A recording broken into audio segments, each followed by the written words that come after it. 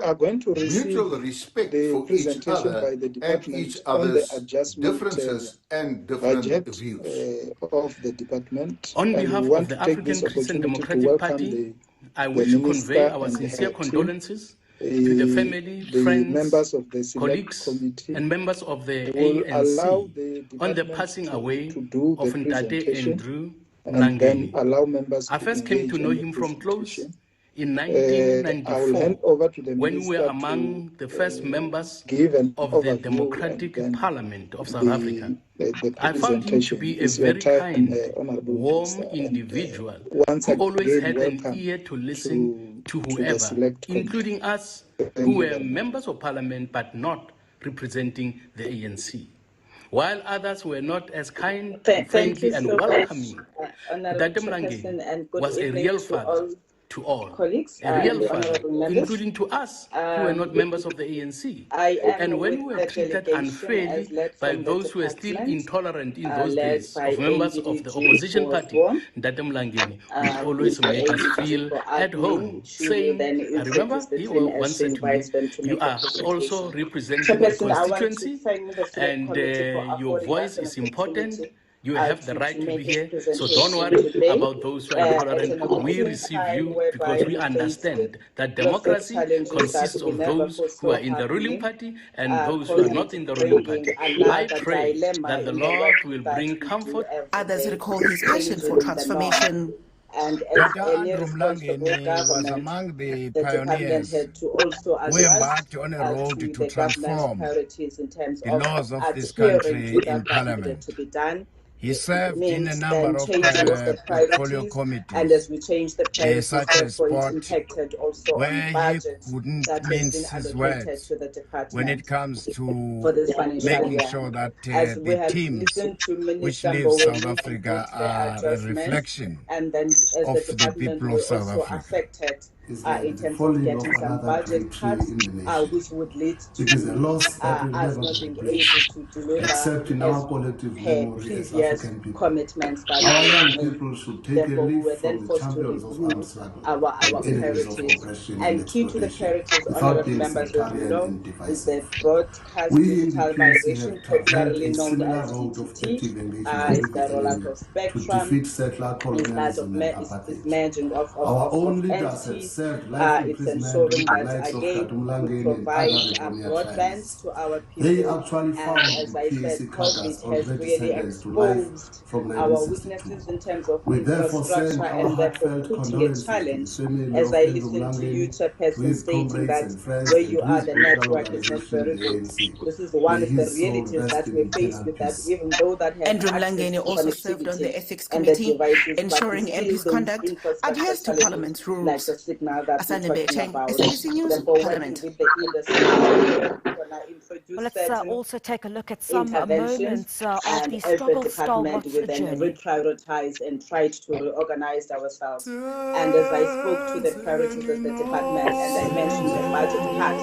it therefore meant that if we're saying we're going to cut budgets, whether it's on digital migration or on broadband rollouts, it means then we're going to be cutting short of services for the people that must really enjoy those services. Hence, Cabinet therefore gave us an opportunity to say we can go out and seek alternative funding.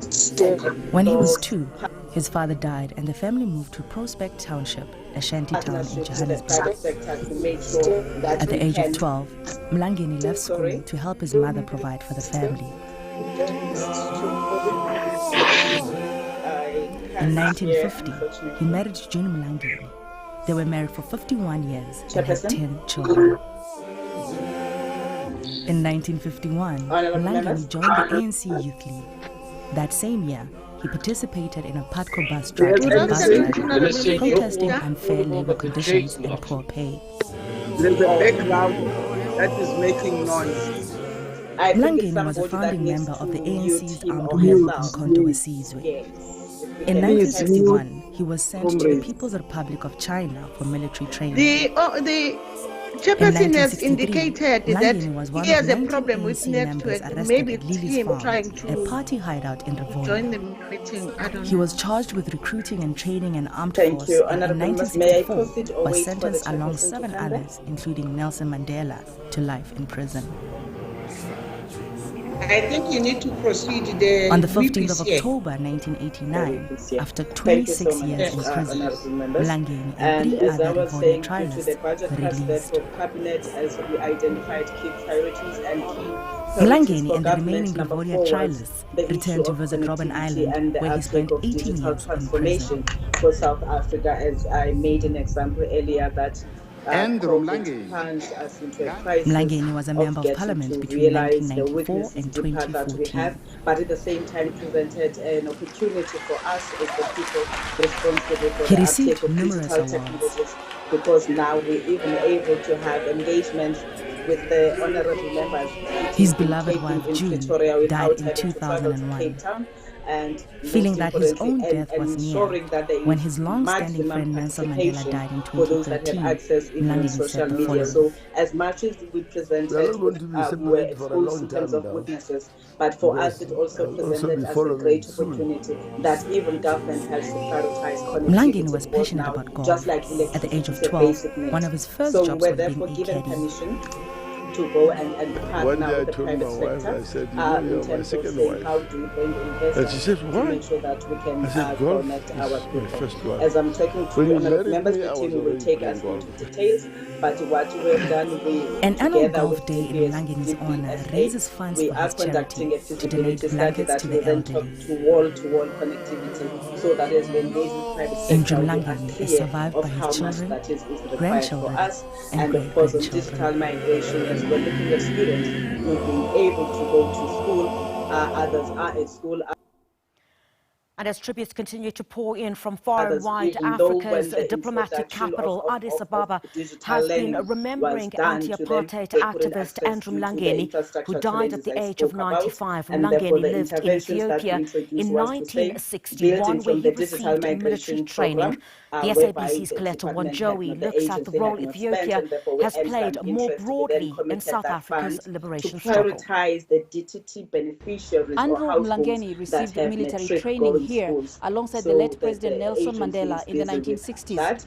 They were And trained on as I guerrilla said, the warfare, ADG and how the to team will commit talk acts to of that. sabotage, Honourable military members, I science, would like how to to run an pause army, there and how to and use a thank you gun, for giving among us other an military opportunity. And tactics. with your At that permission, time, I would like Ethiopia to was hand ruled by over to Emperor Haile ADDG Selassie. to The introduce training the of the team two that will South also be African talking anti-apartheid to the campaigners numbers and the work paved the that way for we a are strong presenting bilateral to relationship yourselves. between Thank you so Ethiopia much. and South Africa in later years.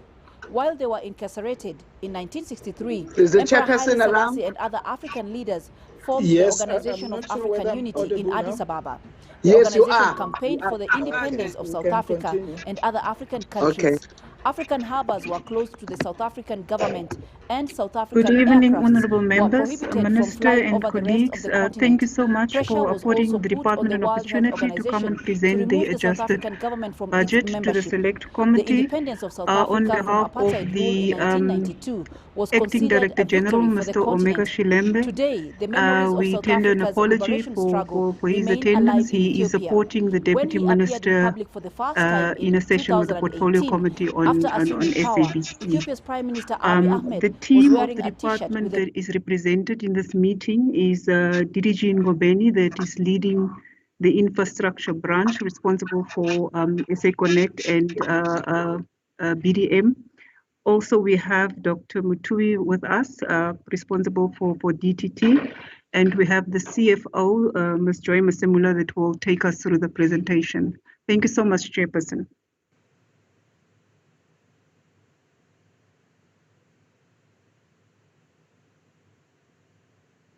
Okay, we can continue. We have handed over to you. You must continue until you are done with the presentations. Okay. Thank you, Chair. Good evening, honorable members, Minister and colleagues. I will be taking you through the presentation as indicated in front of you. If we can go to slide number 2.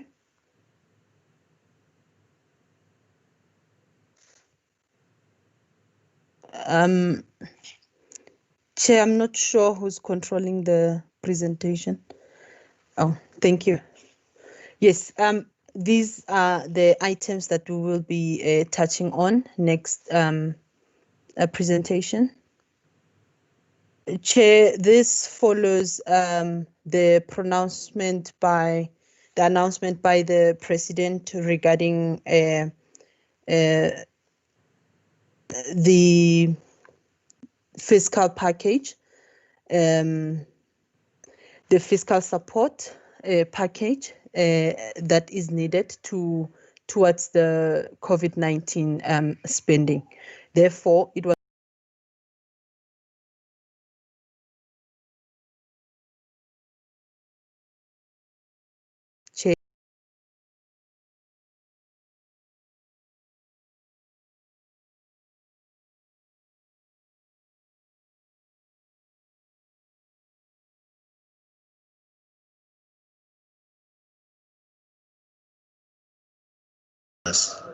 And in this regard, I would check with Tembingusi. My request remains the same, that we listen to him, as he will be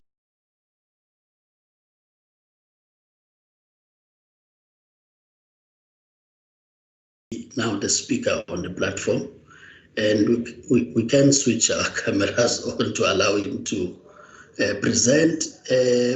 And if you are going to flight the document from your side. But honorable members, I take it that you also received the document well on time. But it is just the formality that we reminded ourselves on yesterday, that it has to be adopted formally by the committee. Over to you, Tembingusi. Tembingusi?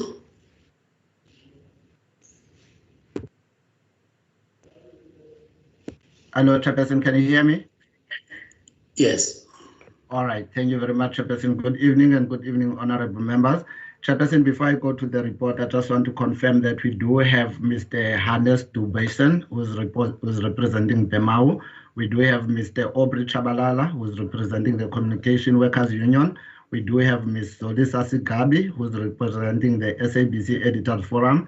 And I have shared the link just before the start of the meeting with Mr. Richard Desai, who will be representing the Independent Producers Organization. Chairperson, so then we also been joined by Honorable Majosi and Honorable Gumbo from the list of members that I read earlier on.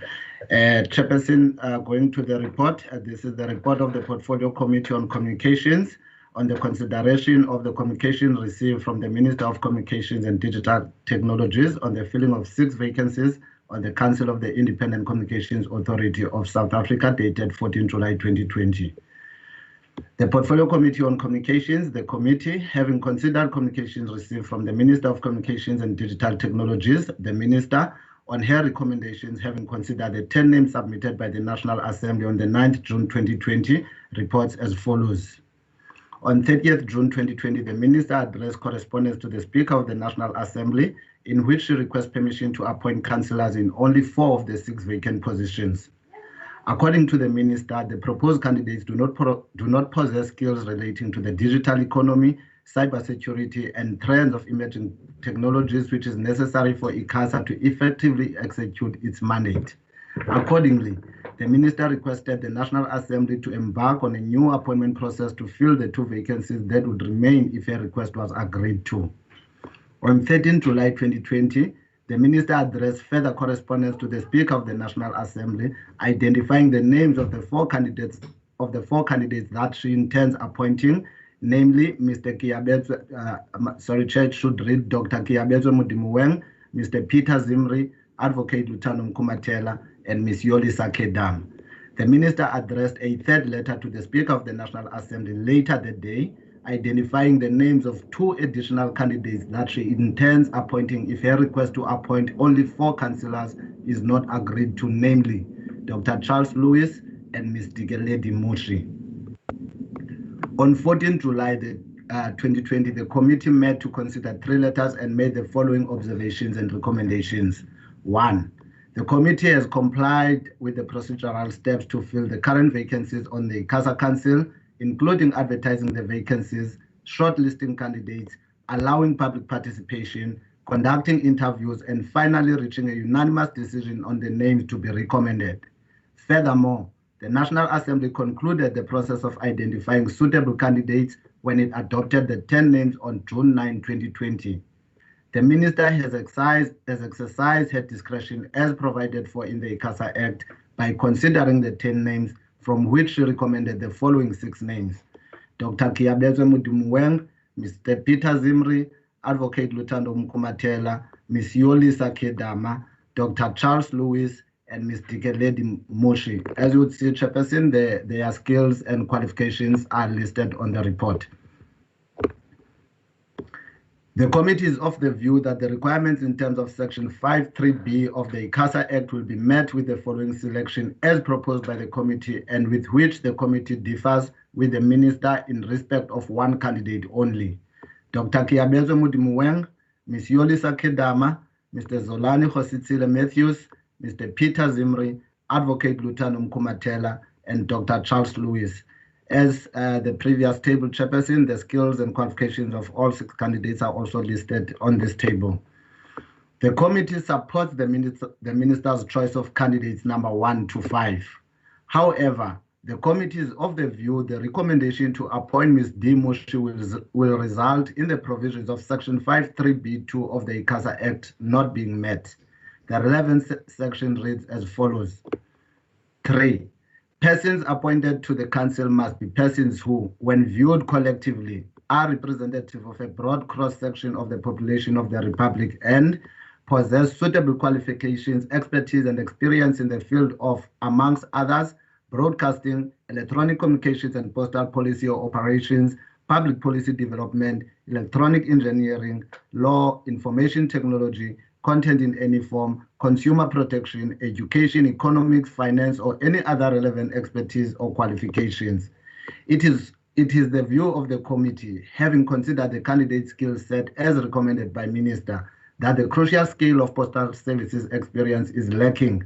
The committee is of the view that only Mr. Z.K. Matthews possesses postal services experience, which it deems necessary for the effective functioning of the council. The committee notes that while Ms. D. Moji possesses expertise in ICT policy and regulations, 5 candidates already possess this skill over and above the broader skills and expertise they possess individually. The legal opinion received from the Constitutional and Legal Services Office in Parliament dated 14 July 2020 affirms the discretion of the Minister and the committee's compliance with the process in terms of the Ikasa Act. It is in the interest of South Africans and necessary for the stability and functioning of Ikasa, as well as in the interest of the communications sector, that the appointment process of Ikasa councillors be urgently completed. There are currently only 3 councillors, which may lead to ineffective and compromised governance of Ikasa at a critical time when the Ikasa Council has crucial decisions to make. The recommendations of the committee are as follows. The committee unanimously recommends that the National Assembly, 1, rejects the request by the Minister to fill 4 vacancies, 2, accept the first 5 names submitted by the Minister in as far as these names are drawn from the list of preferred candidates adopted by the National Assembly, informed by 1, the appointment process the committee undertook, 2, the broad sense of skill set required responding to the convergence phenomena and as annotated in legislation, 3, the individual performance of candidates during the interviews, 4, the demographics of the country, and 5, other imperatives such as gender balance, and 3, request that the Minister, in terms of Section 5(1)(b) of the Ikasa Act, to review her recommendation in respect of her proposed candidates, number 6, Ms. Digale Moji, and to consider the appointment of Mr. Zolani Matthews, who brings the expertise and experience in the postal sector, a skill that is necessary for Ikasa in realizing its regulatory objectives for a converged sector. The report to be considered. Chairperson, that is the report of the committee on the matter. Thank you very much. Thank you, May I then present a report to the members so that we formally deal with the report. I will now look at the hands for members who would want to speak on the item. Honorable Mulala, I note your hand. Any other member?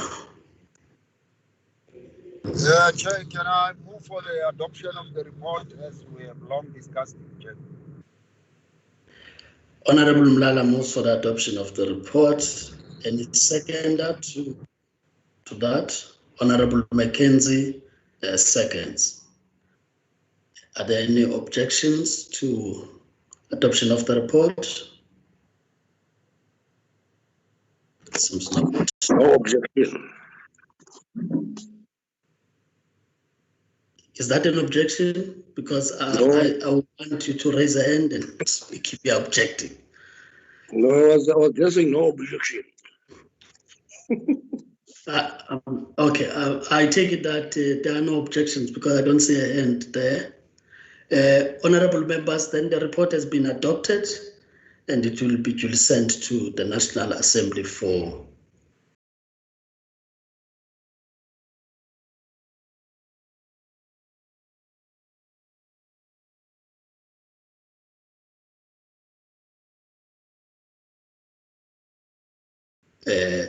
consideration of the National Assembly.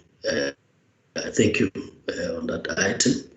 May I then check again those that are ready to present between Bimao and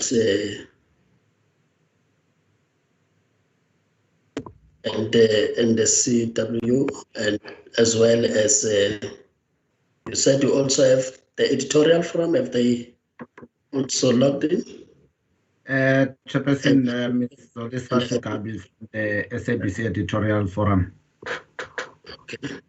I will, honorable members, if you agree, we'll start with the unions as requested by the committee, and then we'll take the others that also requested to come and present before the committee. Is CW ready to present? And then we'll take Bimao, and then from there we'll take Editorial Forum, and then the Independent Producers Organization.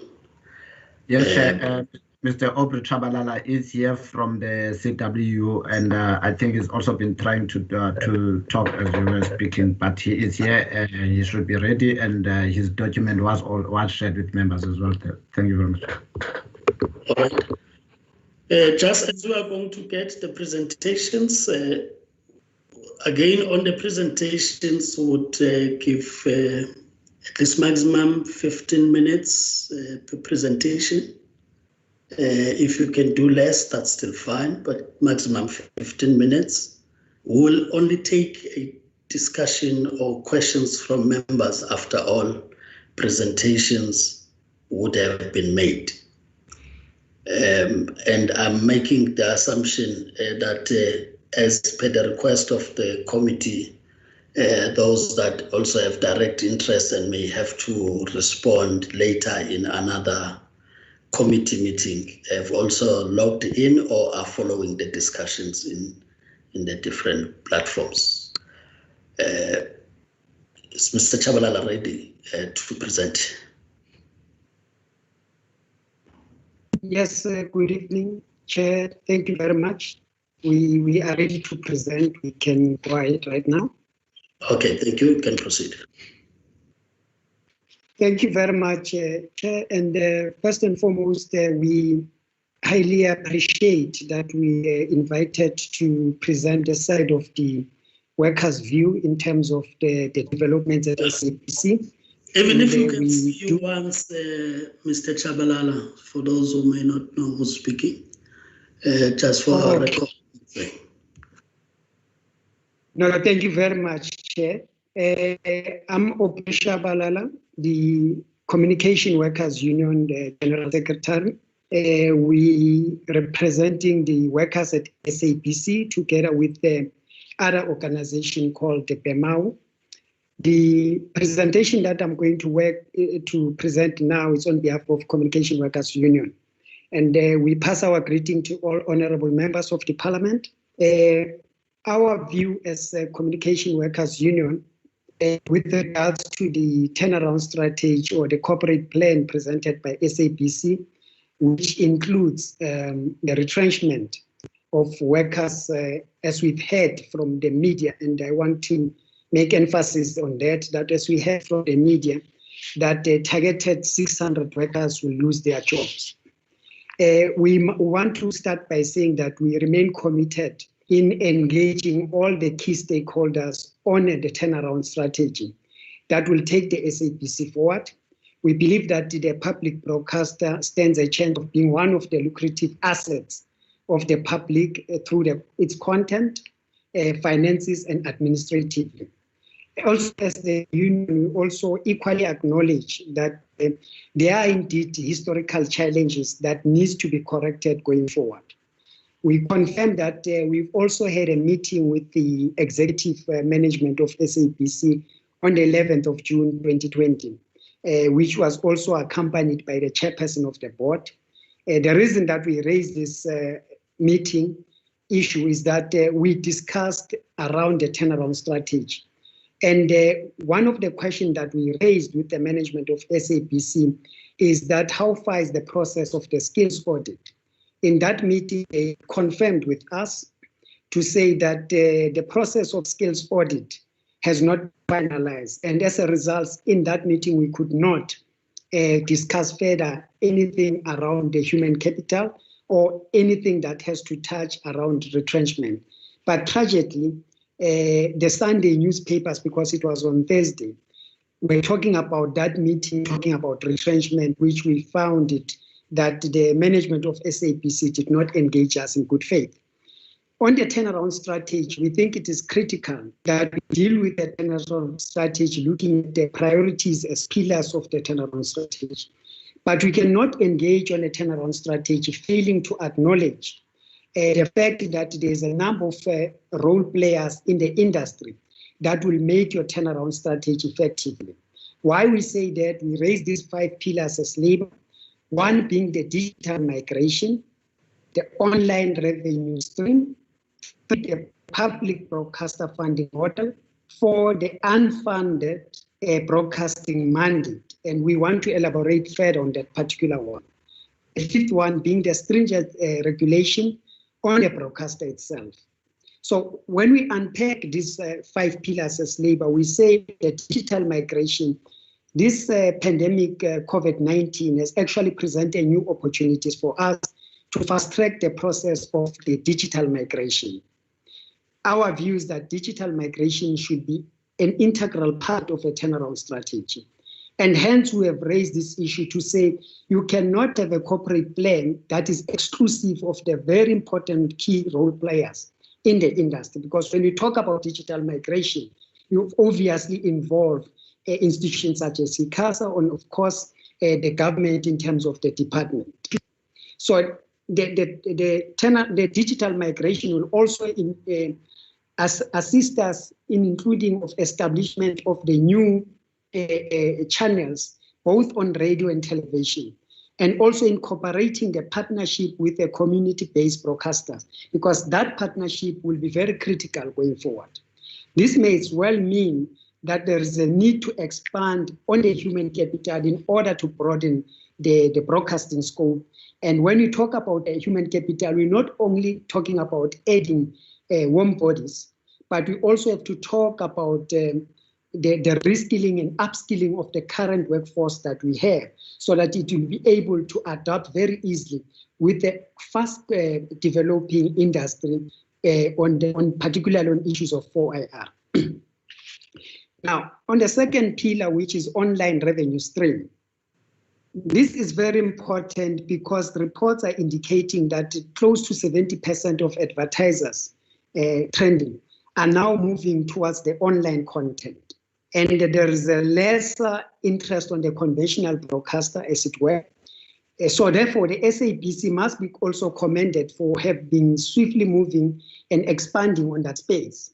But the weaknesses thereof is that SABC have not been able to accumulate revenue from those platforms. So it's a very important place that in as much as you go online, but as a public broadcaster, you must be able to generate revenue in that space that will enable SABC to go forward in terms of the financial backup.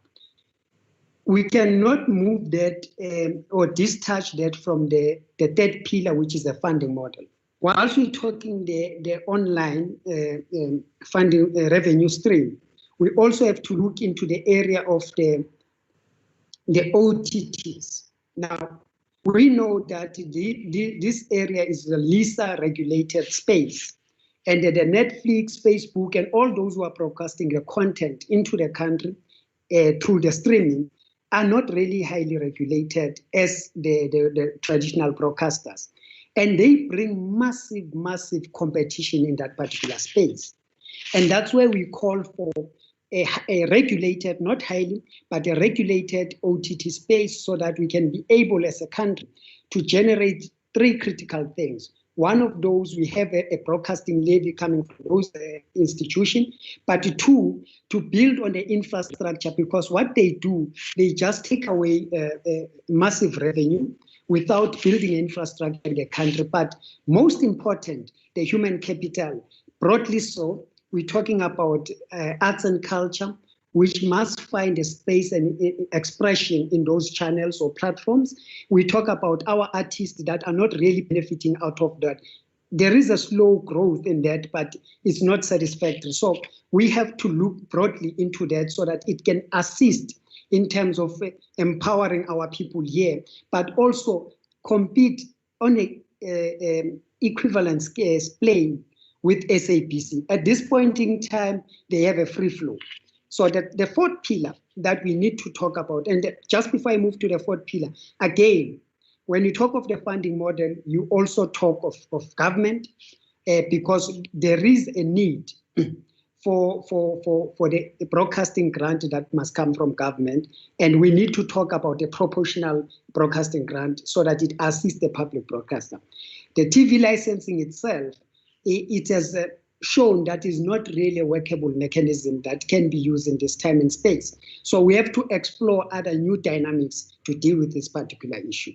So this moves us to the fourth pillar, which talks about the unfunded mandate. We think this is another opportunity missed. And we think deliberately the SABC management talks about the unfunded mandate as an obstacle. But because they are focusing on that, they don't see opportunities that comes with it. They always cry foul. But we have always said as Labour, if you look at the space where this unfunded model mandate is, the broadcasting of whatever the government wants to announce to the nation, or the President of the Republic is on TV, wants to announce, particularly recently around the COVID-19, the funerals of the public figures or national figures, issues around education and health, you find a massive viewership and listenership. Today, every time when a president is going to talk about the COVID-19, many people tune in either on TV or listen on radio to know exactly what is happening around the country. So that is an opportunity missed by a management that does not see opportunities in terms of marketing. Because if you look abroad, in number of the broadcasters, when they broadcast these such types of news, you will find that advertised on the screen through images, because it's that space that gives you an audience, and there is one that many advertisers or marketing people are craving for. So therefore, it's an opportunity missed. It can create a massive revenue if SABC really focus on strategies on how to advertise this period. For example, there's a number of products that can be given in that particular space. So we think that the unfunded model, besides the fact that we need to talk to government to support SABC in terms of making sure that the unfunded mandate is going forward. But it also presents an opportunity itself. So this all gloom and down of SABC is failing to go beyond what is presented before us. So as Labour, we are very much worried that we have a management that does not think along those lines. And having said that, you also need a manpower to assist you there to explore that space. On the stringent regulation, I think we have touched as we unpack all our pillars. The conventional broadcasters are indeed highly regulated, including on the private sector. They are. But as we have expressed on the OTTs, that they are not really regulated. Hence, they have an upper hand on the national institutions that provide employment to our people, that build infrastructure, that are here to service our nation. We allow the international players to have more advantage on them. So it's something that we need to deal with. And by saying so, we also need to accelerate the implementation of the digital migration. That's very key.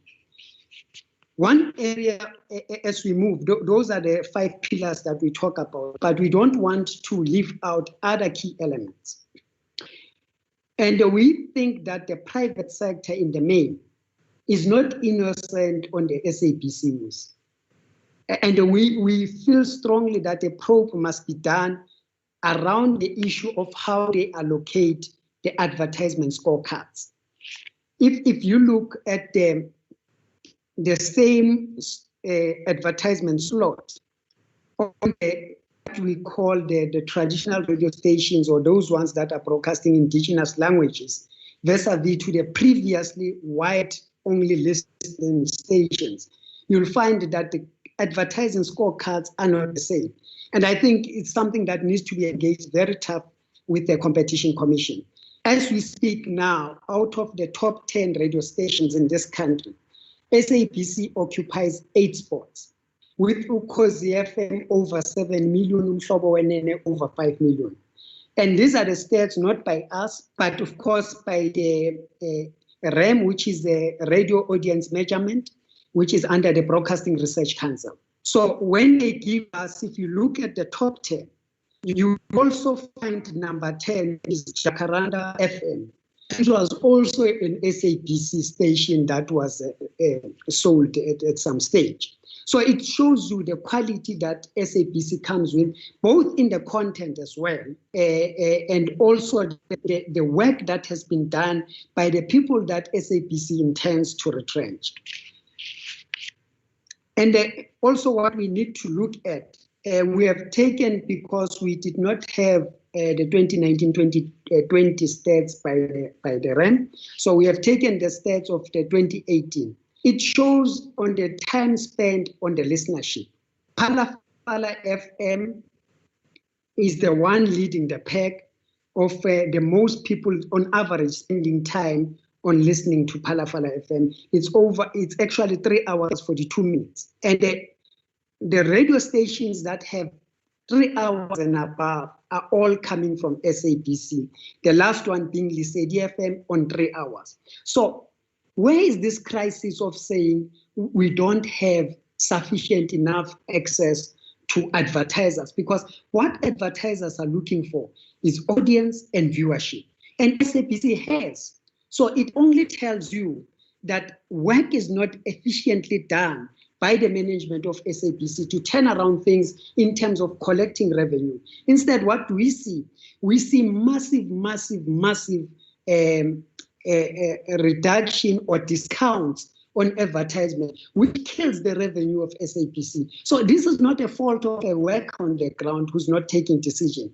It is a fault of those who are making decision to make discounts, while smaller stations, which are so-called private stations, are not making discounts and are making a kill. And that's why they are seen to be successful compared to SABC. In the news channel, it's warm to say now that 404, which is a news channel TV station, has now lived and it's on top of the pyramid in that space. So what does that mean? It means that the workers that are at SABC are giving what the viewers want to see. And of course, the broad scale, which includes not limited to the unfunded model, the unfunded mandate, brings more viewership and listenership. That's why SAPC is rising above that. So we have to talk about these things before we deal with the question of retrenchment. Now, we think the assessment that says that retrenchment are premature is correct. And without a fully fledged skills audit that should have been concluded, if you will recall, the retrenchment is not a new thing. 2 years ago, we agree when we stopped the retrenchments that we should conduct what we call a skills audit. In the skills audit, it will enable us to know what type of talent we have, where we need to strengthen, and where we need to nurture. What SAPC is doing now, it just wants to cut 600. And at the end of the day, they might release the workers that they actually need most. And of course, you cannot do a turnaround strategy without looking at the 5 pillars that we're talking about. And the 5 pillars that we're talking about will be effectively informed by the skills audit. Because when you talk about the redeployment of workers, when you talk about the upskilling of workers, when you talk about workers in right position, will also inform you how you move forward. So SAPC have not done this homework and is actually excluded everyone. They've closed themselves in a room and take decisions that will involve everyone, including all other key role players in the industry. That on itself is a danger. They did not even include organized labor. So it's a very important thing that we deal with and analyze.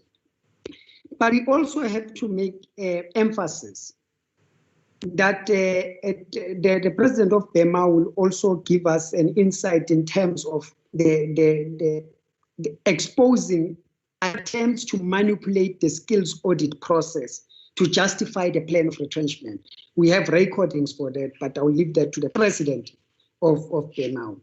But SAPC itself is not new. We have a history at SAPC of engaging on a premature retrenchment. In 1997, SAPC embarked on retrenching about almost the same number of 600. But 3 months down the line, same year, they found themselves having to re-employ many of those that they've retrenched because they were prematurely retrenched at a particular time, and it was not a well done type of a plan in terms of that process. But let's go to this corporate plan of SAPC, and I hope that the honorable members of parliament has it. On page 45, they actually demonstrate how they want to deal with the staff numbers. It's their report, not ours, and they make projections. They are saying in 2019, spending 2.3 billion on workers, and the number of workers was 3,245. They are saying under their watch in 2020, they are now having 3,000 workers and 59, less than 3,245 of 2019. That is because of natural attrition, resignation, and dismissal, and all of that. So they have a lesser number than 2019. But look at their bill, salary bill. It has gone to 2.4 billion rands. So that on its own show you that the salary bill has increased, the number of workers has decreased. In their projection, they are saying come 2021, they want to see SAPC with less numbers. And what are actually these numbers? They are saying they want to have 2,850. But look at the expenditure. It's still sitting at 2.3 billion, which is comparable to 2019 of 2.3 billion. So even after this retrenchment, they are basically saying that they will be in the same spot as 2019. Furthermore, in their projection in 2022, they are saying that they will have as you wrap up, Mr. Chabalala, I'm saying as you wrap up. Yes. Yes. Okay. Thanks, Chairperson.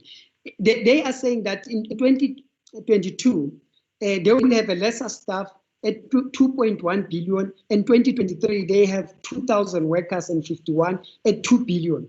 That demonstrates that they have not done any cut cost. In as far as that question is concerned, where they are driving us to say SABC is doing a staff reduction to manage cut costs. That is not addressed.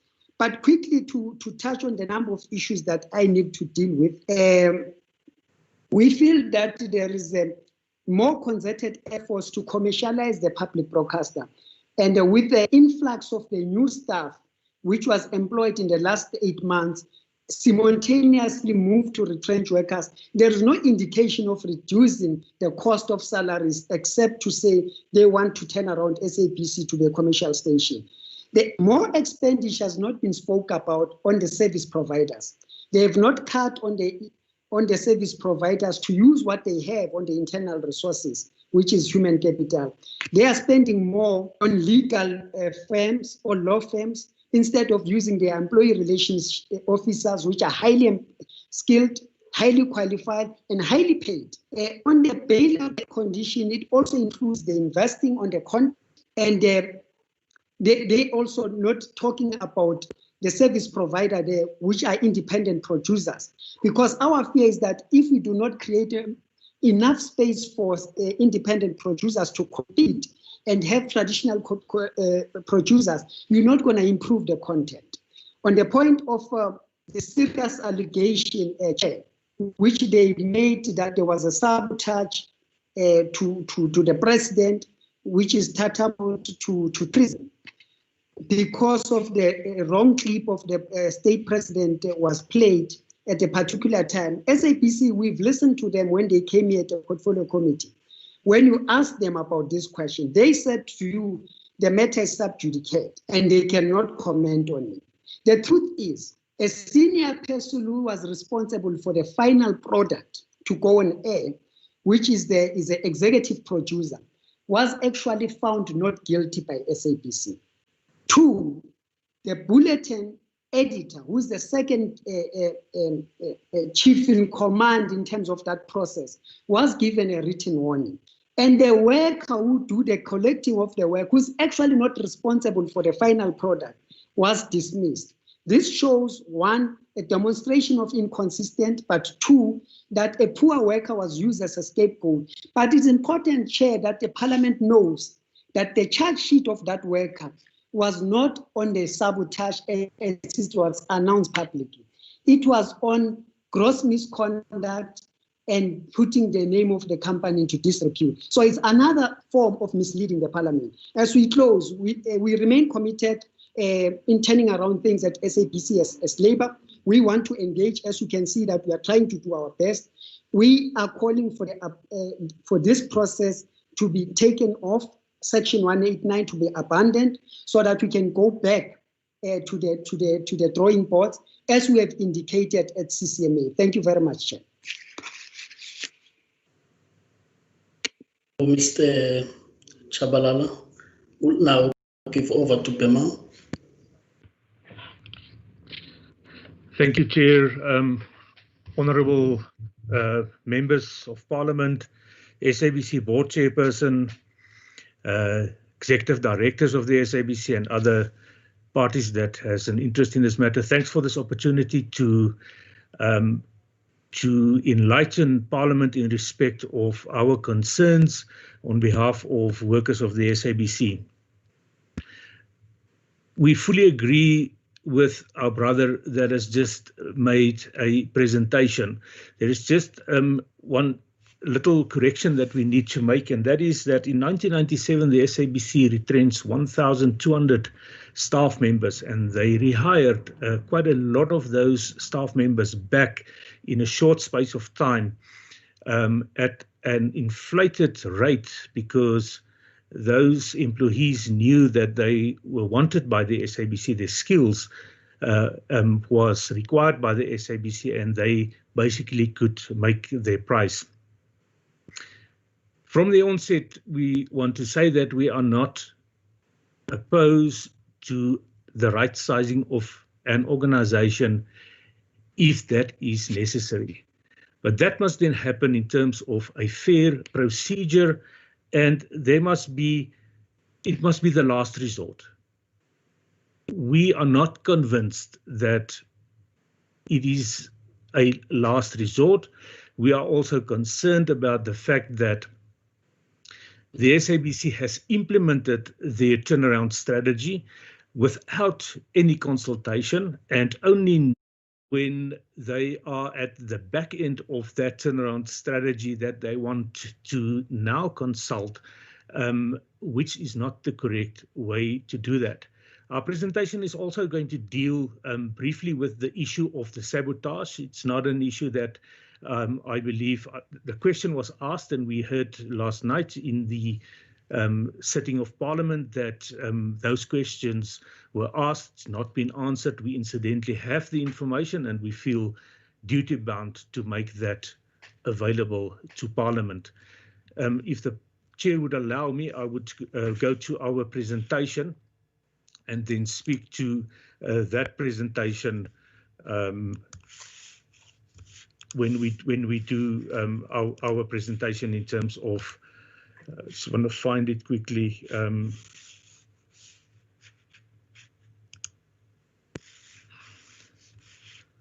Chair, I'm not sure if that is visible. Yes, you can see it. I Right. take it members to see. Right. Chair, so Chair, thank you. the first issue that we have is that there was a requirement to do a skills audit. That skills audit has not been completed, and that skills audit is fatally flawed. There's a requirement to not implement the turnaround plan, which will result in potential job losses before any consultation. We have evidence that the SABC already implemented parts of its turnaround plan. We are concerned about where the SABC's bailout money went, and we are of the view that some money has been wasted on non-revenue generating properties like litigation and investigations. We do not say that the SABC or any employer does not have the right to do that. What we are saying is that in a situation where an organization or a company is in the stress that it must focus on revenue generating properties, the litigation and those investigations can follow later. Then we had sight of the reasons for the Section 189, which we believe has been stated as failures on the side of management. We believe that all remedies has not been exhausted, and that only when that has happened that the SABC, if there is then still a need, proceed with a Section 189 process. Now, 2 years ago, when this process first started off, DOC and the Portfolio Committee requested the SABC to conduct a proper skills audit to ensure staff are properly skilled, and if not, to train those particular staff to meet its operational requirements. Now, if one look at the SABC's presentation on the SABC Skills Audit 2019, which was recently presented to Parliament, Part 1, the SABC itself says the ultimate purpose of this exercise is to develop a plan and strategies that will enable human resources to identify current skills gap and devise plans to address these, to place employees in suitable positions based on qualifications and skills, and to assist in terms of talent management. On page 30 of the SABC's 2019 annual report, it says that its organizational structure is being adopted to ensure alignment with the new operating model, and it must be implemented in alignment with the outcome of the skills audit. So when the SABC told the Portfolio Committee that a skills audit is not a requirement for a Section 189 process, that is simply not correct, because here the SABC has recognized that particular the skills audit as being an imperative part of that. In the technology division, for instance, we know that there are a shortage of skills and training as well. The training rates of the SABC has dramatically dropped in terms of those people that must take us into the digital environment that we are going to play in. Also on page 32 of its annual report of 2019, the SABC stated the revised operating model will ensure an agile organization able to respond to challenges of the dynamic media environment. The organizational structure is being adapted to ensure alignment to the new operating model and will be aligned with the outcomes of the skills audit. It is clear that the SABC also regards the skills audit as very important. Now, what has happened subsequently is that on the 30th of June 2020, the SABC sent out an urgent request for employees to complete the skills audit. Prior to that, we engaged the SABC on the issue of the questionnaires. There are two issues that we raised around that. The first one was that employees are working from home. Not all of them have access to means to complete that skills audit. And the second one was that the skills audit had irrelevant questions in it. It was drafted in such a way that employees did not understand it and they had a problem with it. Now, on the very same day, an SABC employee called the consultants to inquire about the accuracy of the skills audit process.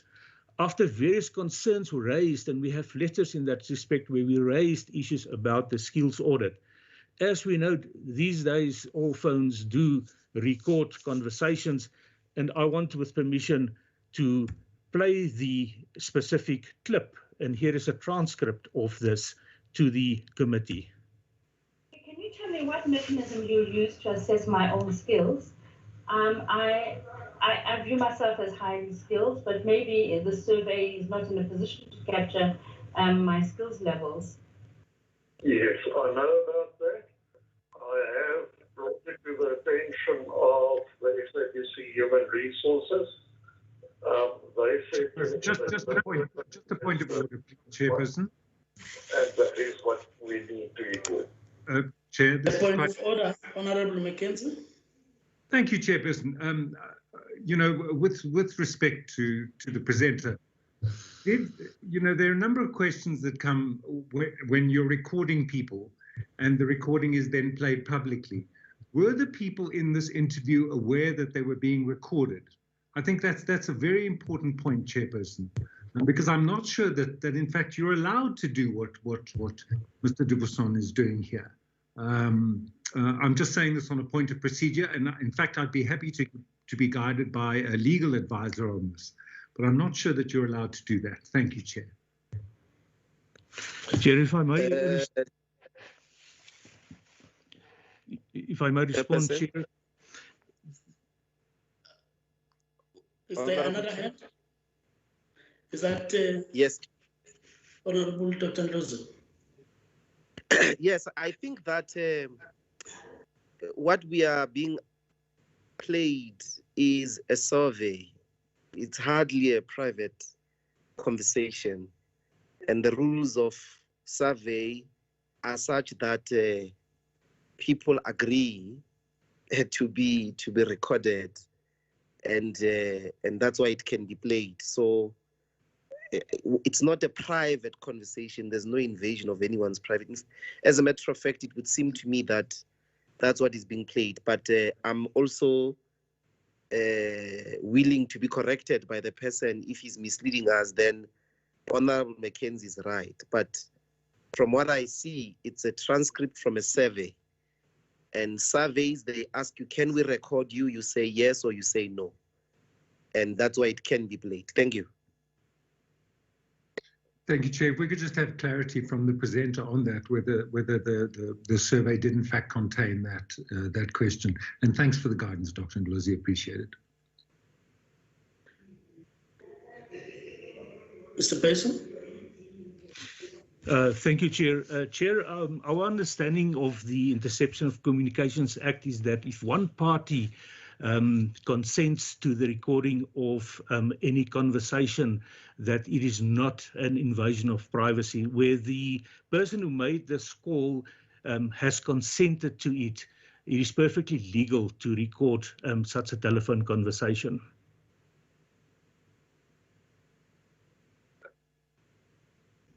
Meru, that Honorable McKenzie, I see you want to still come back. Yes, thank you, Chair. If Mr. Dubson is convinced of his legal standpoint, I'm happy to accept what he says. Thank you very much. Thank you. You can proceed. Thank you, Chair. I think what the slideshow is going to do, it's going to replay the entire conversation. I would rather move on, and the transcript is there.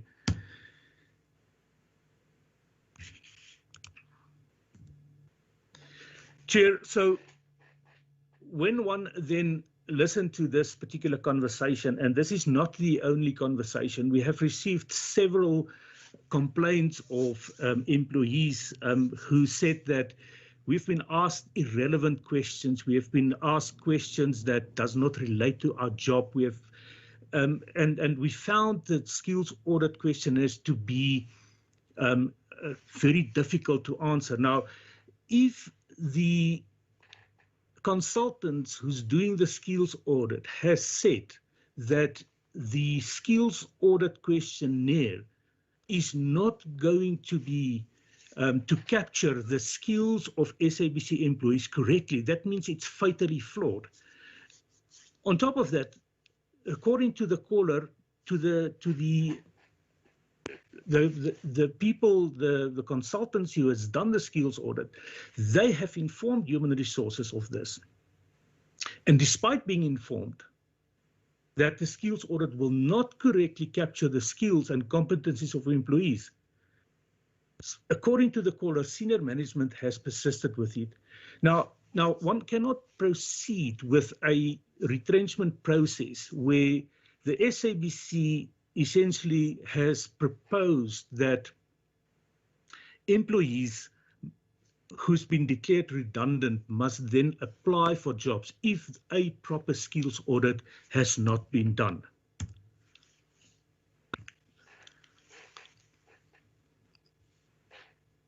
So the SABC is also at the risk, like in 1997, of letting the wrong people go.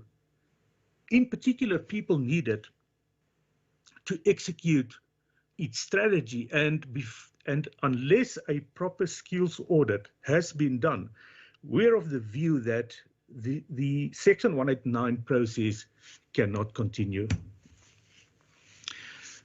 Chair, then the SABC, our complaint is that the SABC has already implemented its turnaround strategy or plan.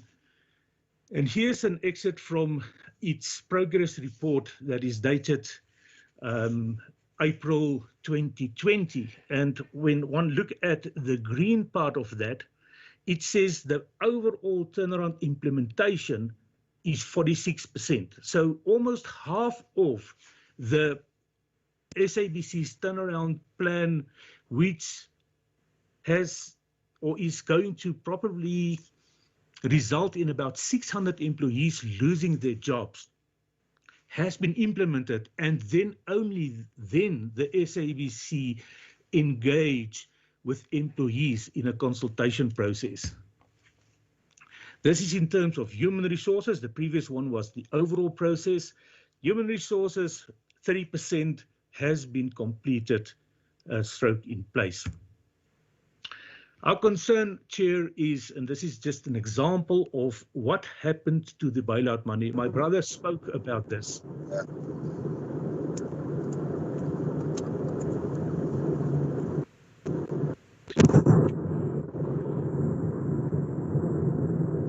Honorable Lala, mute your mic.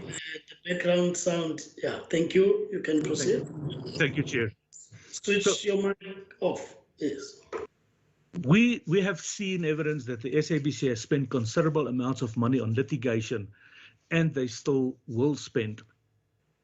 Recently, SABC went to court in an attempt to dismiss employees allegedly unprocedurally appointed. And as I say, this is just an example. The SABC lost that case.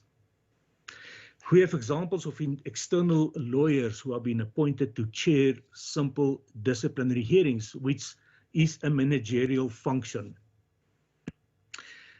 Now, and we have raised these issues with the SABC. We've raised these issues with, in particular, a law firm that was involved in this, where the outsourcing of those hearings in terms of the SABC's governance rules, the delegation of authority framework of the SABC, that is illegal to outsource, because essentially what the SABC is doing is they are giving powers to a non-employee, which is specifically prohibited by the delegation of authority framework.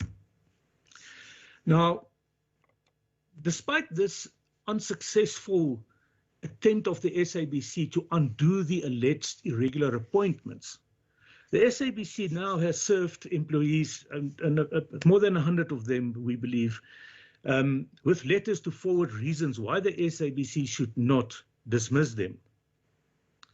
We're of the view that this is another process which is irregular, and it will land the SABC in trouble if they proceed to dismiss those employees who they allege has been irregularly appointed. The unions in the past raised concerns about irregular appointments, but it was never aimed at the employees, because employees do not appoint themselves. It was against management who breached those rules. Those managers are still employed by the SABC, and they have escaped the consequences.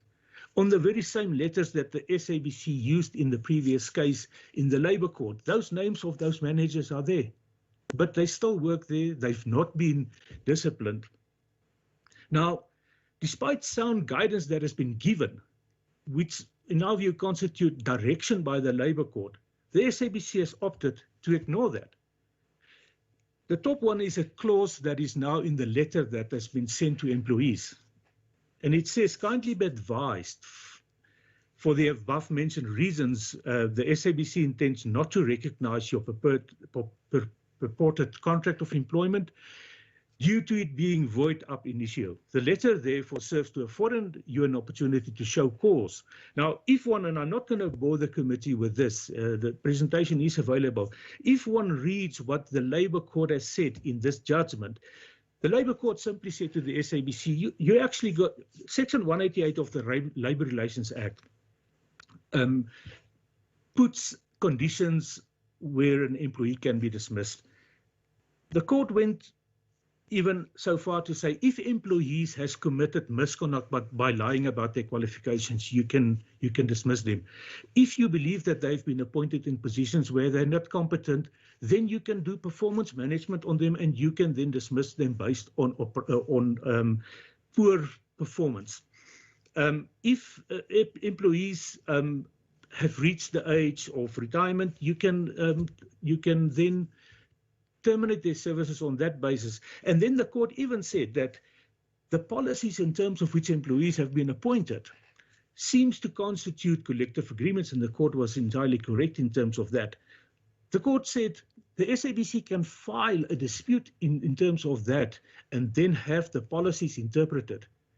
But it seems when we read this letter that the SABC is simply going to say in the near future to a number of employees, well, you've been dismissed, which will then result in more litigation against the SABC.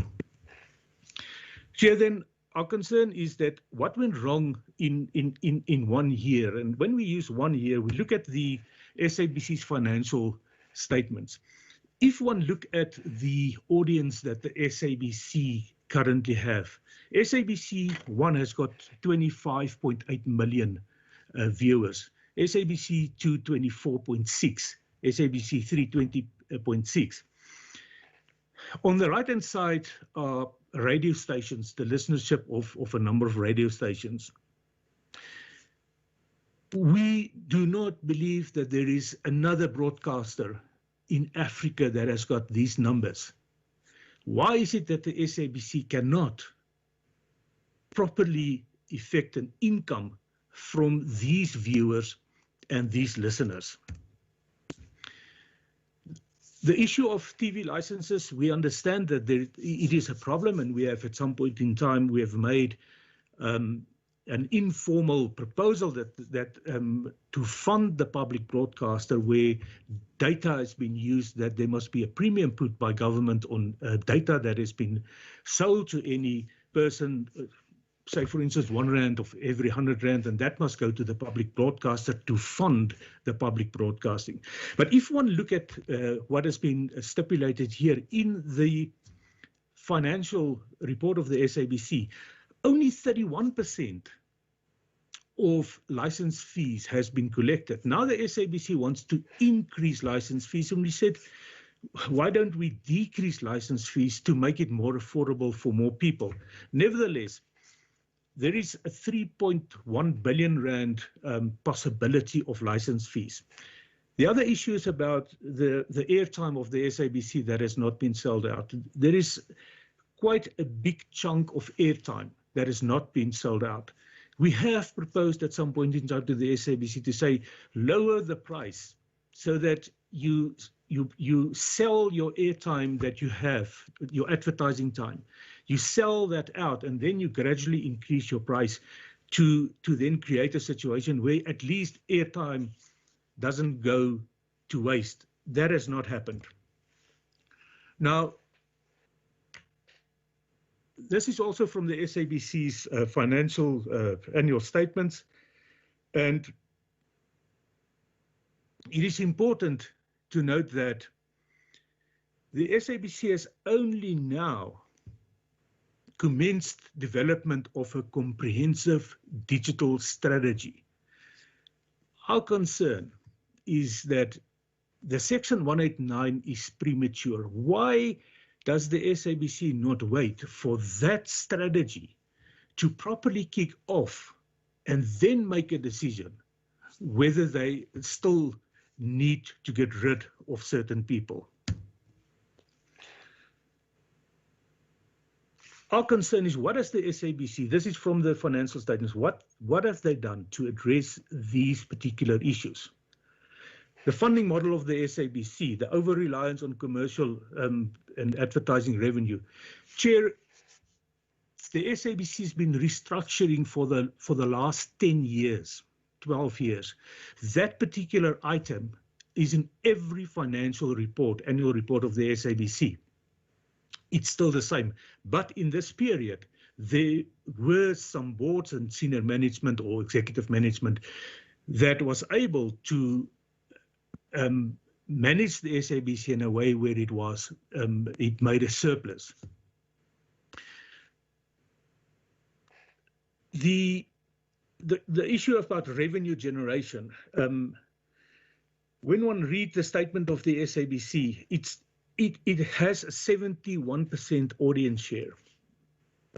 And the SABC wants to, in the next financial year, 2019-2020, the SABC radio will focus its energy and resources to continue serving the nation and to defend the 71% audience share. Should we not wait for the defending of the audience share and the plans that the SABC is going to put in place before we then say, well, we need to get rid of some people?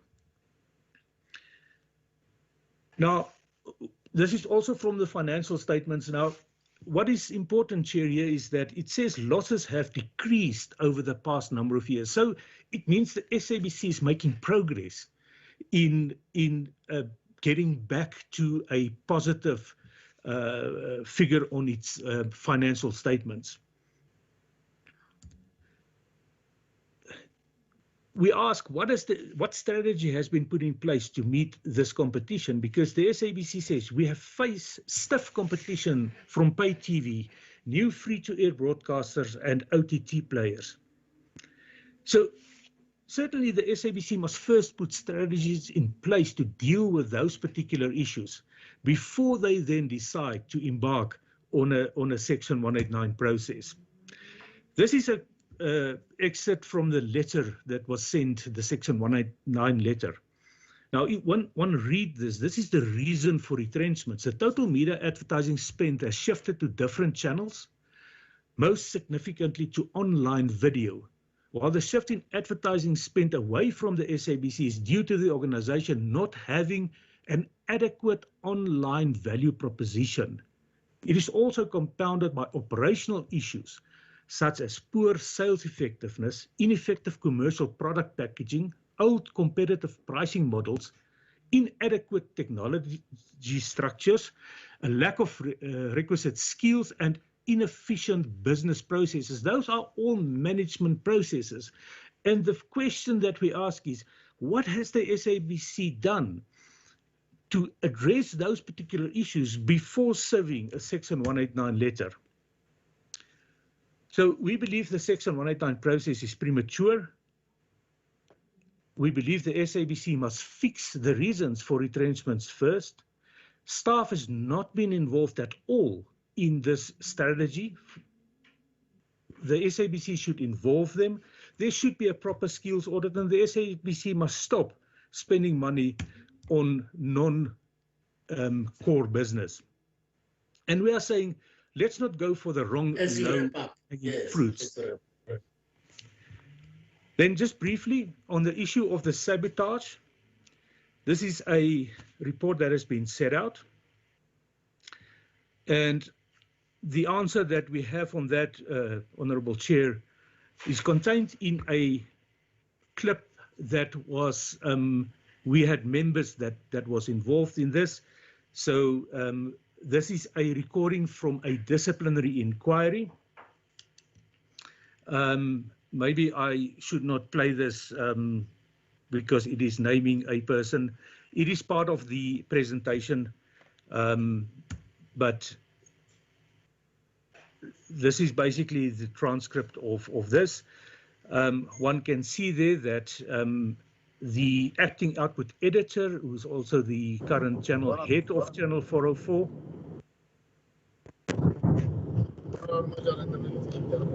his response to a question was, I think it was negligence. Yes, as you wrap up, Mr. Basin, as you wrap up, because I've also given that extra time for the time lost. I am finished. I thank you for the opportunity.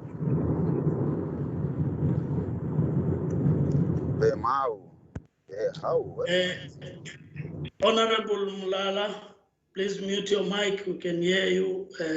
You're driving.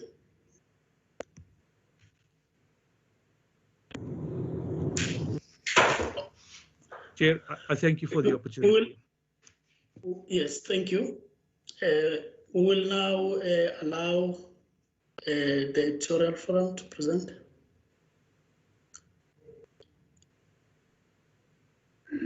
Temgosi, is the Editorial Forum person logged in? Yes. Not present from there? Okay. Okay. Please proceed. Thank you. Good evening, honorable members. Thank you very much for inviting us to come and address you on our concerns regarding the developments at the SABC. I'm not alone. I am with three other members of the forum, Busisi Wenduli, Megan Lupke, and Sitlohula Toke. Thank you.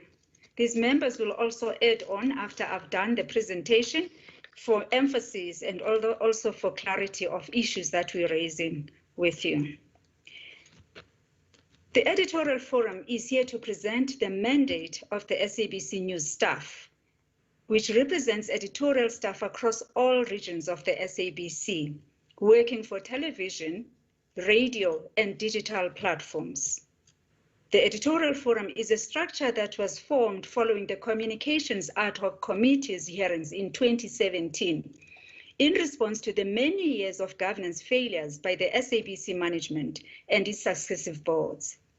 The structure was established after learning how the German public broadcasters, with our similar history of news censorship, worked to overcome editorial interference in their newsrooms.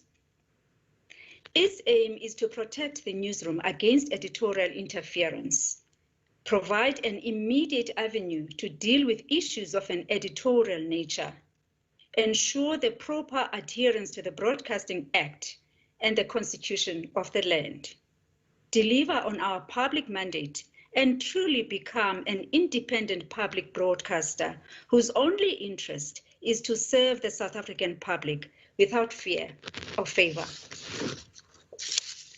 As the new staff of the SABC, we believe that we have a voice and are obliged to air our views on the developments in the corporation, because under previous management, we had to fight to deliver on our public mandate.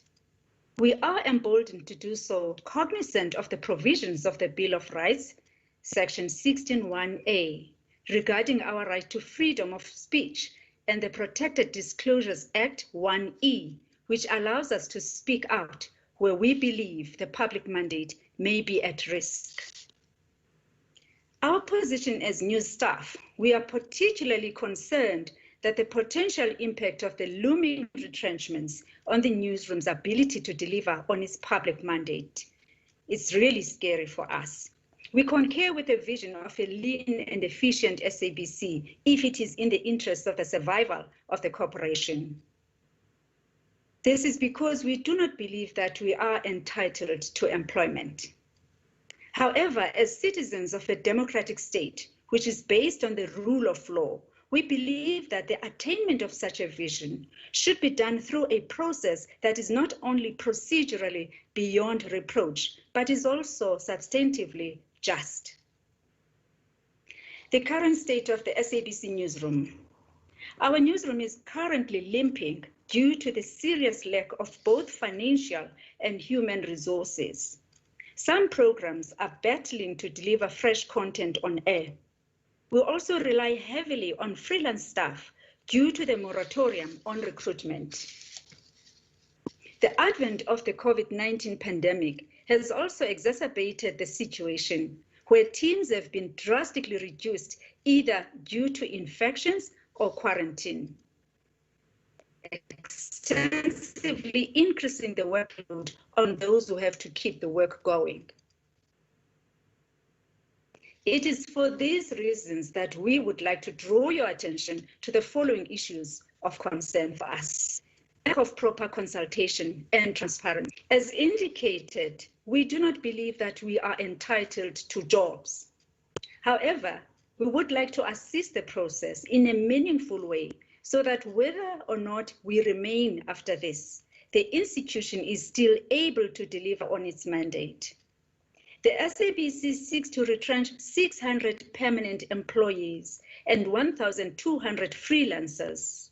But as the staff, we do not know how the corporation arrived at those figures. Neither the new staff nor the new senior management have sat in a meeting where the current state of affairs was analyzed and a workable structure was workshopped so as to come up with a structure that is fit for purpose. Since 1993, news management, which is familiar with the operations on the ground and has the institutional memory, have played a key role in deliberations informing the restructuring of the newsroom in the past. However, this time around, and for the first time in our newsroom's history, news management was excluded from the process. Staff was only called to meetings where a draft structure was presented and they were given 4 days to make inputs. The Editorial Forum requested a week's postponement of the meeting and requested a copy of the proposed structure in advance so that they could analyze it and make informed contributions. But our request was declined. Our view, considering the developments at the time, was that management was rushing to tick boxes in preparation for the CCMA meetings, which were looming at the time. The proposed structure. To date, we have not officially received that structure as the new staff in order to analyze it properly. Those who managed to attend and get a glimpse of it did so virtually in meetings where the News GE presented it. From what we hear, it is concerning that it seems to be a simplified structure based on a commercial model unsuited for a public broadcaster. We also understand that regions have been reduced, decreasing the newsroom's ability to access and cover diverse communities. In addition, job scales have been reduced and positions altered in a manner that is foreign to international public broadcasting norms. The skills audit. We are extremely concerned that the SABC has said that the skills audit is irrelevant to the current restructuring process. This is despite Parliament's injunction that all human resources processes should be finalized before Section 189 could be considered. We are surprised that the corporation could say the audit is irrelevant and have a restructuring process that does not take into consideration the skills base of its current employees. We insist that the skills audit should inform the restructuring process. As such, we would like to know what informs the proposed numbers of retrenchments, 600 permanent employees and 1,200 freelance staffers. Honorable members, we would like to draw your attention to the fact that the SABC does not accurately know the skills base of its employees. We would like to also draw your attention to the 2013 independent audit report conducted by PricewaterhouseCoopers, which said at the time that only 1,868 of the qualifications could be authenticated. 68% of the personnel files had no proof of senior certificates. 24% of employees had non-related qualifications on file. Some files were missing, and 24% had fraudulently or non-compliant certificates, fraudulently acquired certificates. It also made serious revelations about management skills base and their ability to apply themselves. 7 years later, we as employees have not seen what efforts have been made to correct this sad state of affairs. The recent attempts at surveying the employees' skills were flawed. The questionnaires in the survey bore no relevance to our job descriptions, which rendered the process a waste of time and a waste of money. The external service provider appointed to conduct the survey admitted to this fact and insisted that we respond anyhow because the audit has to be completed. The audio evidence is available, as you may have heard from Bremar's presentation, but it's also available upon request. The bouquet that the SABC is supposed to offer impacts on our ability to produce varied content, reach a multiplicity of audiences, meet our language mandate, take digital and 4IR developments on board.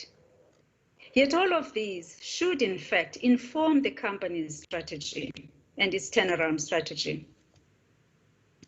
The institutionalization of the Editorial Staff Forum. After the parliamentary ad hoc hearings on the SABC, it was clear that something needed to be done to deal decisively with interference in defense of the public interest. Thus, we established this structure and proposed its institutionalization in our editorial policies as a legitimate structure guarding the editorial interest of the newsroom. Sadly, the final editorial policies launched recently excluded the Editorial Forum. We wrote a letter to the new subcommittee of the board on this matter. In it, we noted the conclusions of the News Inquiry report, which recommended the creation of an external news and current affairs advisory committee rather than the Editorial Forum or the ombuds, on the grounds that these would clutter the chain of authority in the newsroom and blur the line of authority and possibly paralyze the newsroom. We highlighted that despite this, in our final editorial policy document, the board never sought to address this matter, as none of the three options was chosen.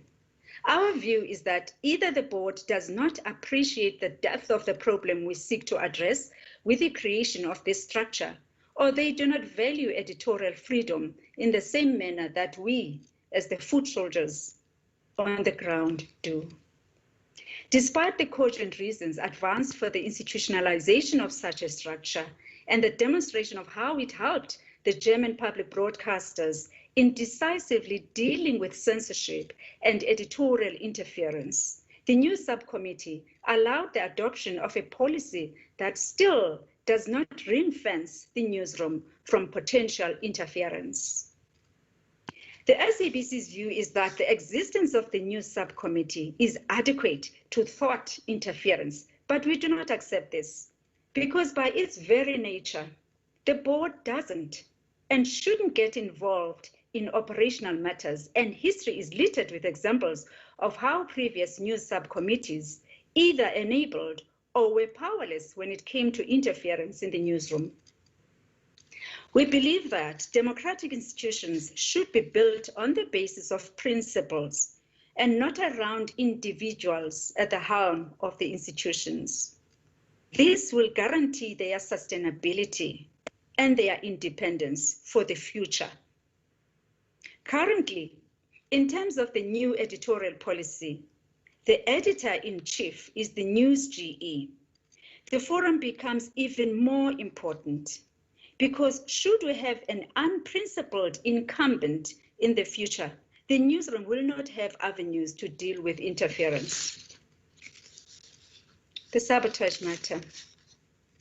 Following the faulty broadcast of the President's address in September 2019, the SABC informed the public that this was a result of well-orchestrated collusion, which is an act of sabotage. Despite this, the implicated employees were not charged with sabotage, and no prima facie evidence was presented to the affected employees or to the staff of the SABC, as well as during the hearings, contrary to the public announcement. The public and the President were lied to, and nobody went back to withdraw that lie. Instead, the former HR head still went public to declare that 2 people have been charged and 1 matter is ongoing, giving the impression that acts of sabotage were proven. This is despite knowing the true facts. During the previous appearance of the SABC board, the corporation informed members of this committee that they couldn't respond on the issue because the matter was sub judice, even though the unions were informed that the matter was closed. The only matter that we are aware of is the defamation case against the SABC by one of the affected employees. We therefore submit that, despite the fact that this matter is in court, the SABC board has an obligation to address Parliament on it and cannot escape taking accountability on the basis of a sub judice rule.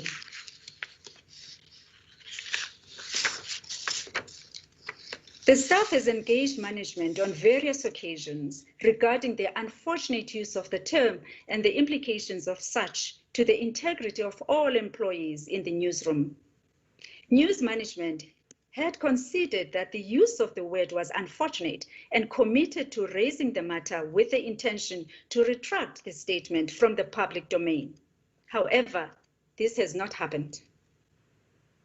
In conclusion, the SABC News staff calls for the following: the immediate stop to the Section 189 process, proper consultation with staff in a fair, transparent manner, which is procedurally and substantively fair, the proper auditing of the skills base of SABC employees, the immediate retraction of the word sabotage from the public domain, the review of the SABC editorial policy, and the institutionalization of the News Staff Editorial Forum. An immediate task team be established to investigate the appropriate business model for the public broadcaster. With that, we thank you, Chair and honorable members, for the opportunity to address you. My team is on board for clarity and on specific issues. Thanks. Thank you. Ms. Gabi, I think when questions are asked, your members could respond to those. I think you've presented on behalf of the team. May I now take the last presentation from IPO? Thank you. Hi, thank you, honourable members, for allowing us to present today. Sorry, do I have my camera on? Don't see you. Let me turn it on. There you go. Okay, and then we can see. Yeah, I mean, we have a number of issues. You know, I'm not here to defend the SABC executive, but certainly there are a number of concerns from the Independent Producers Organisation, which represents a very large chunk of the independent production programming on TV, which is, I believe, the majority. At its heyday, there were 200 or so companies contracted annually. The SABC, hello? Okay, I'm getting a bit of feedback.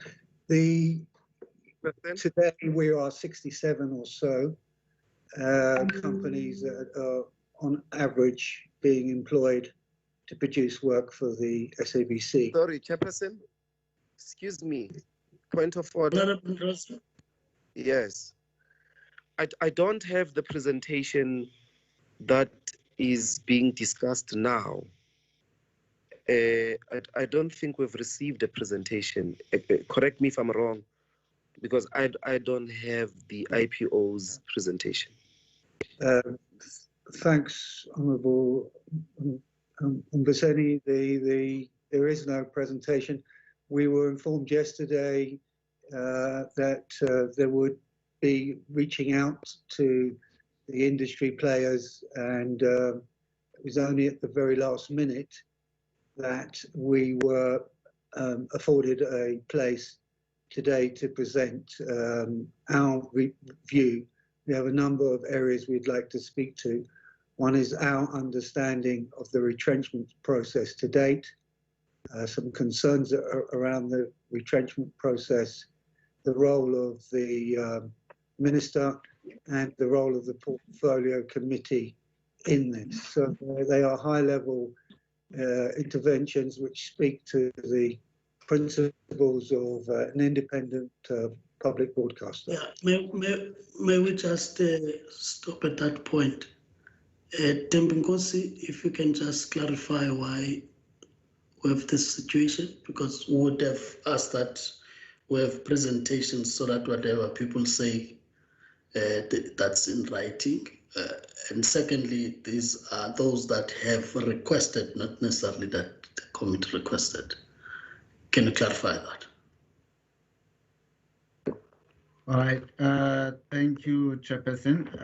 Chairperson, just to assist, we received a request at around, you would know, Chairperson, that the three stakeholders that is presented before you have actually returned and requested to make the presentation before the committee.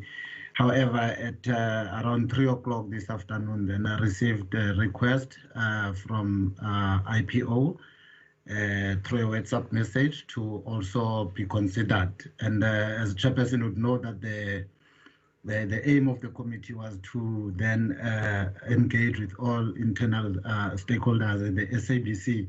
I think, Chair, it was then when, as the management committee, we then agreed that we would afford them 10-minute allocation, 10-minute slot to make their presentation.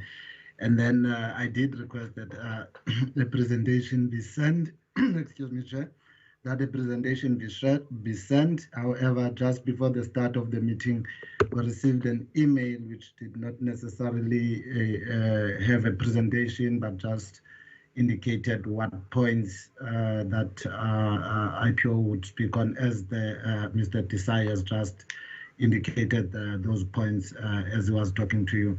So, Chair, we did not send out an invitation. We received a request from the IPO, as we did not send out invitations to the stakeholders that had presented to the committee earlier, but they themselves had made requests to make presentations to the committee. I hope that I've clarified, Chairperson. Thank you. Okay, honorable members, Honorable Ndlozi, I'm sure you would have had a response. I think we can make the call on whether we would listen to the presentation of those points or we take it back to get a proper presentation, so that whatever people say, it's indeed part of the record of Parliament. But you asked the question, so I would want you to get the first opportunity to speak on it. Yeah, I'm not sure what's the status of this organization. We asked about stakeholders that are involved inside the SABC, not broader industry stakeholders. I'm not comfortable with us proceeding with this presentation, particularly also because it is not sent prior to us. And we did not, even last night, when we were discussing about the presentations that are going to be processed today, including the correspondence that was sent of Parliament to all of us as to which presentations will be done today. And even in your introduction, I don't remember you speaking about this presentation. I'm not comfortable. I would like all of us honorable members to proceed. It's 10 to 8. That means we've got just over an hour to entertain 3 presentations substantially of actually directly involved stakeholders inside the SABC that we were properly informed of through correspondence over many days ago, but also whose presentations we have received and had time to individually on our own process. I'm not comfortable with the direction we're taking now on those grounds. This can be entertained at the later stage when we have been properly convinced as to what is the value of listening to industrial players and not stakeholders directly involved inside the SABC on one hand, but on the other, a presentation that must come way before. I think it's unprofessional. We can't be treated like that, Nkosi. Thanks. Chair, maybe I could assist, and I'm willing to keep it to 3 minutes. There's actually 4 very important points. No. You consider Now, can I make a ruling on the matter? I thought you wanted to say something else. May I make a ruling on the matter that the briefing given was that it's an internal stakeholder, because we only needed internal stakeholders for today. And we do have requests from other industry players, which we didn't take because the focus is on internal ones. The response we had was that was an internal. That's why in the opening, Honorable Ndlozi, I did mention IPO was because it was like we marginalized one and recognized others. But with this clarity given, I think we should send it back. We are consistent to what we did yesterday. That if members feel that they would want to engage differently, that's what we'll do. So we'll call when we call the others, and please, you will send a presentation in that regard. So let me apologize, members, that there would have been such a confusion brought by this late request to present. Chair, could I just say one thing before I leave? We produce the majority of programming for the SABC. We're very involved in the internal affairs. So the distinction between us being an external and internal player, I think, is very blurred. We've been involved very deeply in a number of discussions over the years. Chair. Okay. Honorable Kubega. Thank you very much, Chair. Chair, I was going. You can leave Mr. Side there. Chair. Honorable Kubega. Oh, thank you very much, Chair. Chair, I think you have ruled to the matter as Honorable Ndlozi have presented. With due respect, can the IPO, as we are saying, they will come in the next round with the other external industry players? Can we just give these 3 ones? Because indeed, these ones, as you are saying, it was proper because they have sent their presentation to us in order that we can engage all this presentation robustly. So not to say we are marginalizing him. Can he just be patient to have in the next round when we are inviting, we will invite them with these other ones, players. Thank you very much, Chair. I've ruled on the matter. It's clarified whether there's a blaring line or not. Mr. Decide that we'll focus on those that have given us the presentations. I think next time when we call other players, you'd also give us a presentation in advance. Thanks for Thank you, Chair. We're more than willing to give you a presentation. We are very disturbed by the September 2nd date that you've given other players. We think there's matters of urgency here, in particular the independence. Can the ICT help? We want a portfolio committee. Thank you, Chair. Very kind. Thank you, Chair. Please. Please. No, I can't from my side. That's why I'm asking ICT. Please. We can't be disrespected like that. Exactly. Yes. We can't be disrespected like that person. You've got to put your foot down, please. Honorable members, I do not have a function on my side to remove. That's why I asked ICT to remove the person. So it can be assisted in that. Otherwise, I could have done it myself.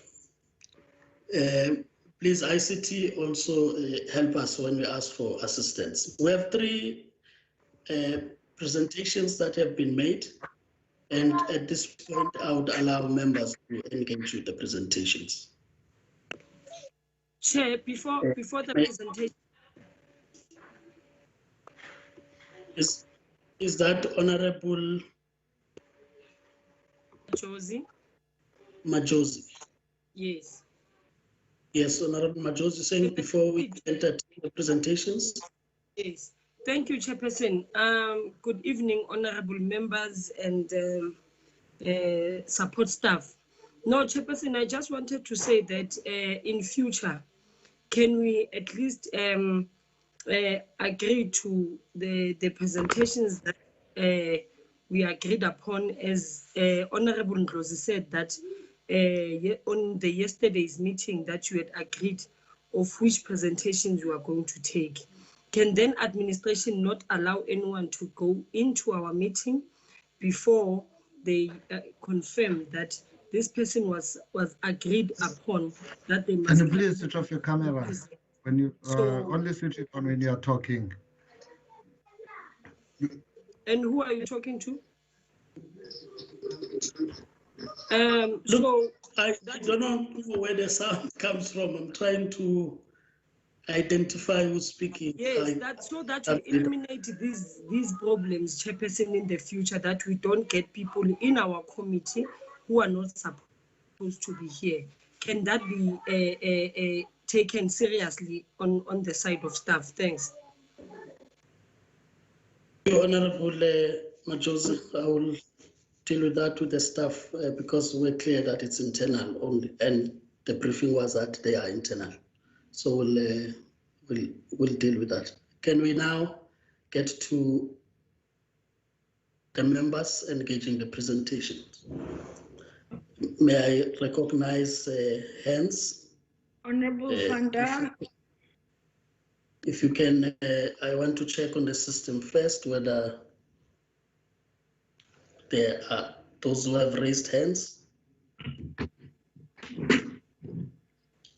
Yeah, so that I don't see anything on this system. May I then recognize the hands if you can just indicate that you want to speak? Kubeka, Van Dam. I see Honorable Mackenzie, so your hand up. Yes, sir. Okay, any other member? Because I just want to note, especially the first round. Josie. Umadisha. Is it Madisha? Yes. Welcome, Honorable Madisha. So it's connected. Honorable Madisha. Any other member who want to speak? Yes. Yes, sir. Honorable Chilidzi, Kumbu, Honorable Mulala. In that order, Honorable Kubeka, followed by Honorable Van Dam, Honorable Mackenzie. Thanks, Chairperson. Greetings to all members of the committee who are present this evening, the staff from the side of the Portfolio Committee, and also let me welcome the comrades, these three unions that have presented this evening. Chair, can I say maybe also today, I think it is a great day, having a chance just to give these other unions a chance in order that they must present their side. Also taking note that we still need to listen on the side of the SABC, as we know that SABC is our entity, but it's good today to have just other unions just to come and present whatever they know or they understand, as they are the ones who are working with SABC inside. I think we have done a correct thing today, Chair. Chair, let me say I'm happy because also on the side of the union, based on these frustrations that we find all ourselves inside, it's good because they at least they are having a chance to say if they are having those challenges, they are not coming only with the challenges. They are trying hardly to have some solutions in order that how best can they try to resolve the matter that it was confronting them. So I'm happy because now at least we have heard what is a real challenge. We were not wrong when we were saying also on the side of the SABC, let the SABC go back to try and find and correct whatever challenges that at least we've yet to say this is a serious challenge on the issue of the retrenchment and even the processes on how they dealt with this matter, Chair. We never made a mistake when we asked the Deputy Minister to say, go and engage and just check actually what is happening inside there in the SABC. So I'm sure today we can hear that in these presentations that they are presenting. We were raising the issue of the skills audit. They are presenting, and we can hear what are the challenges, all of us, Chair. We have raised the issue of the sabotage. You can hear in all these three unions, what are they saying, Chair? We have raised the issue of the editorial policy, Chair. You can listen to these three unions. What are they saying, Chair? So I'm saying we never made a mistake yesterday. And as we are here to support, to build this institution called by the name of SABC. But we are saying also we cannot allow the issue of abusing a power. That's what we are saying, Chair. Let me just say, you can hear on the issue of advertising when they are raising to say there is a serious challenge there, Chair.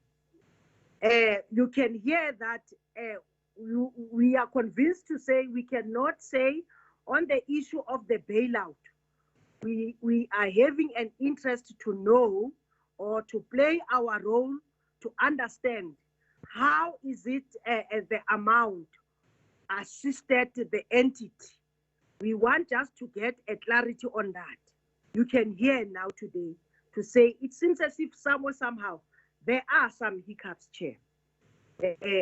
So when I'm raising this thing, Chair, I'll just come in the second round deeper to those things to say we never made a mistake when we're saying you can't come with the thing named by an operating model, but your team does not understand or they are not taking on board to say how best this operating model that you want to use, you'll work with it, with those teams that are there, as you understand that you need to have these role players in order that they must work with you and agreed if and only if the issue of retrenchment, is it possible to be used in that industry. So let me pause there, Chair.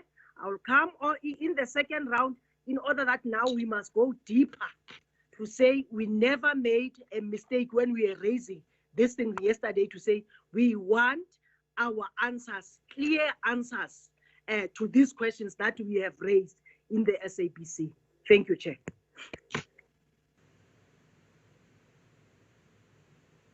Chair, can I go? Okay. Honorable Fadda. Thanks, Chair. And I'd just like to say to the Editorial Forum, CWU and Bemau that thank you very much for availing yourselves this evening.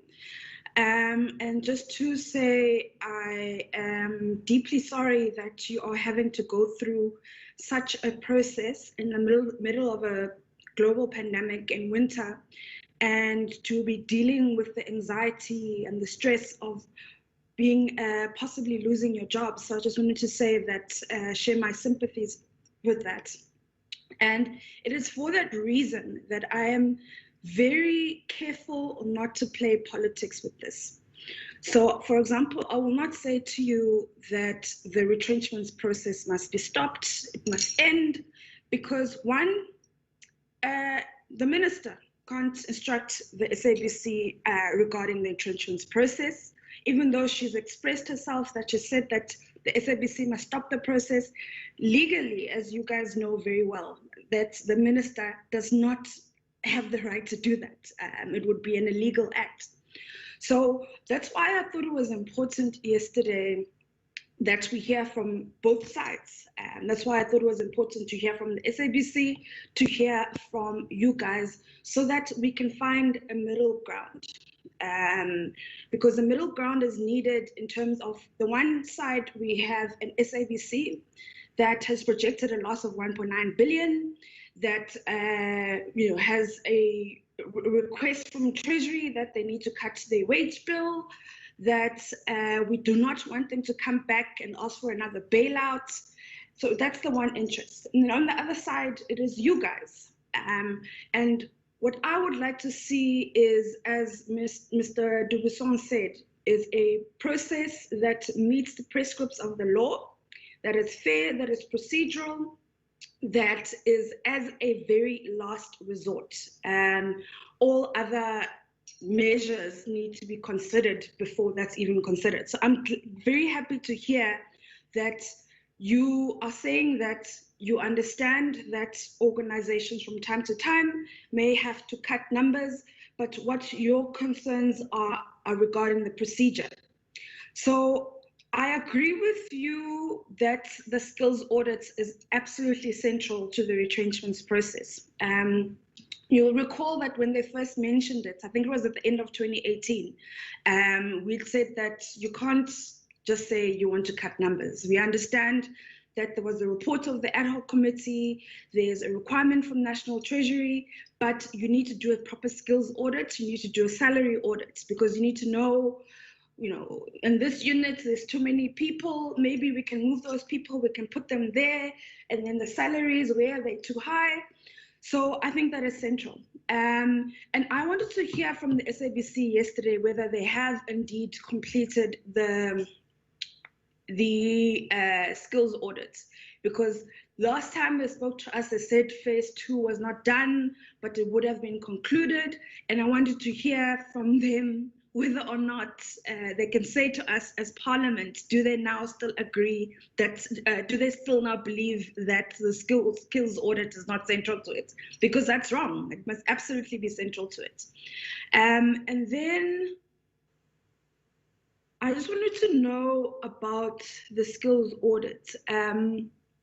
Who is, I couldn't hear very clear, but who is, who's carrying it out? Is it a consultant that's been brought in?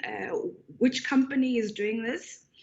And then the sabotage. I think I'm in full agreement that real facts need to be put out there about what really happened. I agree that if, in essence, staff have been defamed by a process that has indeed been completed, that needs to be made very clear, whether it is publicly or with this committee. I think, again, that's why it was important for the SABC to speak, so that they can let us know, since the last time we spoke to them, what their positions are on these matters. But nevertheless, this is where we find ourselves. Our interest is to make sure that it is a fair process. It meets the procedures of the law. And I do not want a situation where your soul dreams of saying that retrenchments will be shelved completely, because that's not going to happen. The only way that would happen is if government comes on board and provides the funding. And unless they're going to do that, I think you shouldn't believe anyone that is telling you that, because it is wrong, it is insensitive, and it is wrong to play politics with people's lives, because these are your lives. So thank you once again for speaking about this. You have given us a lot of information, which I believe it is now our duty to go and investigate. I believe the SABC has a lot to answer for, because along with, in terms of the principle of audi altrum partem, you need to hear both sides of the story. So I'm very interested to take this information you've given us now and say to the SABC, this is what the staff are saying. Or if it was vice versa with the SABC first, to say this, this is what the SABC is saying. Do you think this is true? So now that we have this information from you, we will now try and get those answers for you. But once again, just to say, it's an awful thing to have to live through at such a horrible time. Thanks, Chair. Honorable Van Dam, Honorable Mackenzie. Thank you, Chairperson. Good evening, all protocol observed, and good evening to presenters. Thank you very much for the information. It's always good to hear as many sides of the story as possible. Just in terms of Mr. Chabalala and the Communications Workers Union, I see Mr. Clyde Mervyn is there as well.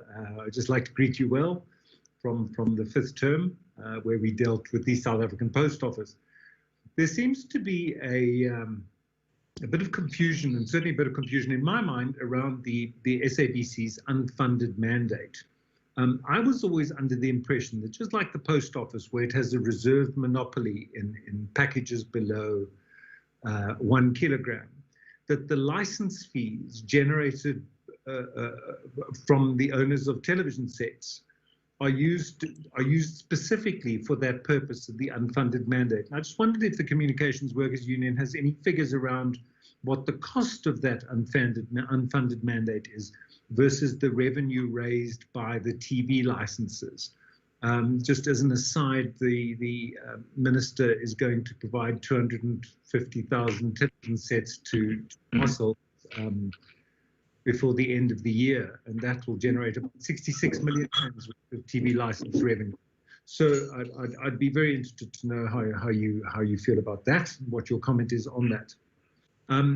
I also have a great deal of sympathy with the staff at the SABC who are undergoing this process. It's a terrible thing to work in an environment where you stand a risk of losing your job and you feel that the process is possibly treating you unfairly.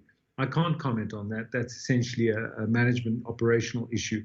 But I do see the human element behind this. We're not talking about numbers, we're talking about people and their livelihoods and their families' livelihoods. So you certainly have my sympathy. I need to contrast that. Google is my friend, and whenever anybody appears before the committee, I always put their name in, and in this case, I put in Communications Workers Union, SABC, and guess whose name popped up? Hladi Motsoeneng. In almost all of the searches, there he was, and that was the Communications Workers Union. So I understand that you're fighting for the rights of your workers. The SABC 8 who lost their jobs and their livelihoods, and some of them died as a result of that. When they fired, the Communications Workers Union threw a gala dinner for Hladi Motsoeneng and Faith Mutambi. So as you present to me and to this committee, that's what sits at the back of my mind. It kind of tarnishes what you're saying here when you say you're engaged in turning things around at the SABC. That concerns me, and it also speaks to the editorial independence and to the newsroom. And I was very impressed, by the way. I watched the news last night, and there was a former leader of a political party who appeared talking about going back to school and sending children back to school. So clearly you invite a wider range than just narrow political spokespeople. So, and I presume that is reflected in the new editorial thinking and a new editorial policy within the newsroom. So I was very impressed by that. Then just finally, in terms of the SABC's competition, Showmax and Netflix, for example, as two streaming services, and perhaps this speaks to the independent producers as well. I know that Netflix has set up an office in South Africa, more than an office, they've set up a production unit where they're actively producing content for both international and local audiences. I think Black Ship Sales or The Pirate Show was one of the things they produced. Troy was another.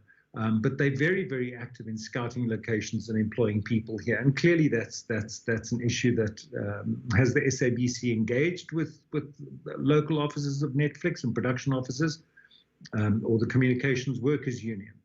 Have you engaged with Netflix in any way in terms of that?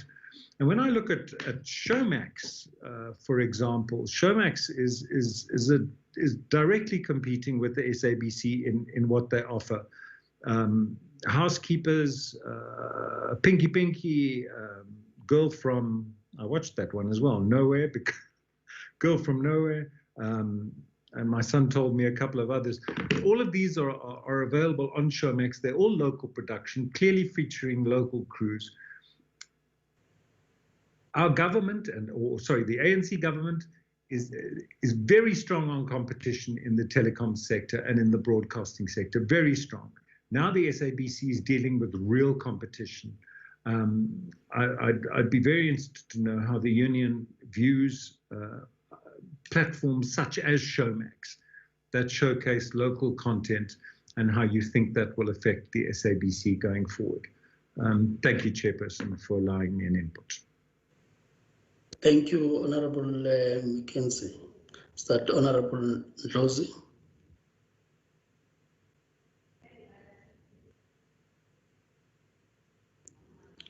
Honorable Josie. Thanks very much. Yes, indeed. I'm sorry about the delay. Thanks very much, Chairperson. Well, let me welcome the presentations as well from the stakeholders of the SABC. I do want to, as a point of departure, Chairperson, re-emphasize, for the benefit of the understanding of the ones that are managing our committee, Temgosi and perhaps Chairperson yourself as well, that one of the fundamental problems that we've got to be careful of when we are dealing with questions that are so intimate to the survival of the SABC. We couldn't easily just entertain broader industry players, because then ENCA will also come and present here and say, because the SABC is a public entity, they have to speak. The producers sell content to the SABC, they sell content to MultiChoice and so on and so forth. These matters, we've got to at some point be able to draw the line. And so with the greatest respect, I want to request for the rest of us that this presentation we've just dismissed should not come back when it comes to this item.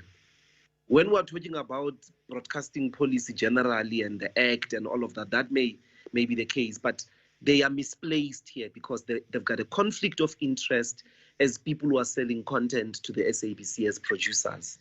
They are not employed. They are not in the employ of the SABC.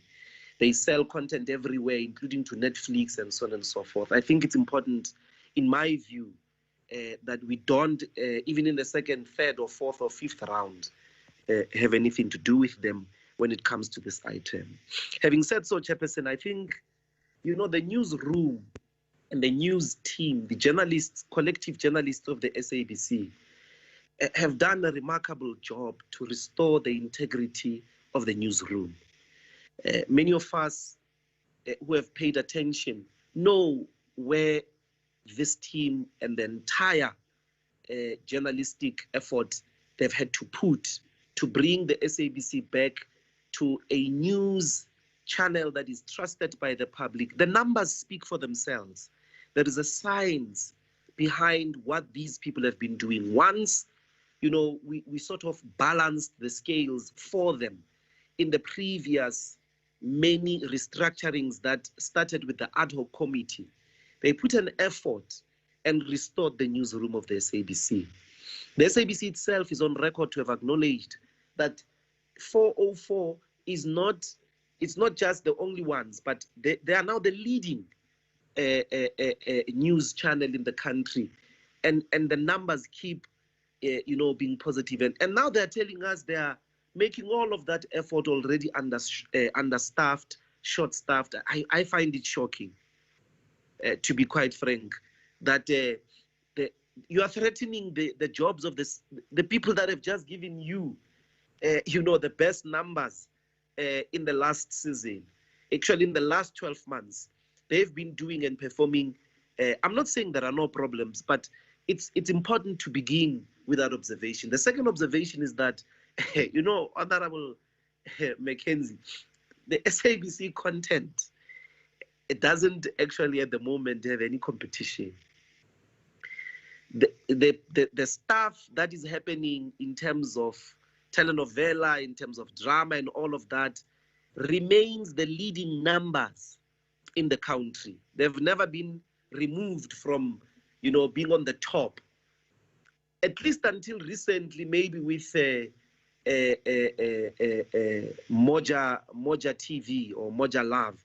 But it's a much more complicated reading there of the different platforms of free-to-air, as well as you know, the pay television platform. So, but I'm saying in a long period of time, if you look at it over a long period of time, they are the ones that have given audiences to MultiChoice. It's an important historic fact of the injustice that the SABC suffered, even financially, because of what I think were criminal free mass carry regulations that allowed them to donate not only content, but audiences for free to MultiChoice, which then grew at the back of the SABC. You must just think for a second, without the SABC audiences, majority of those channel viewership numbers on Mzansi Magic and so will probably be cut by 50% or even 100%.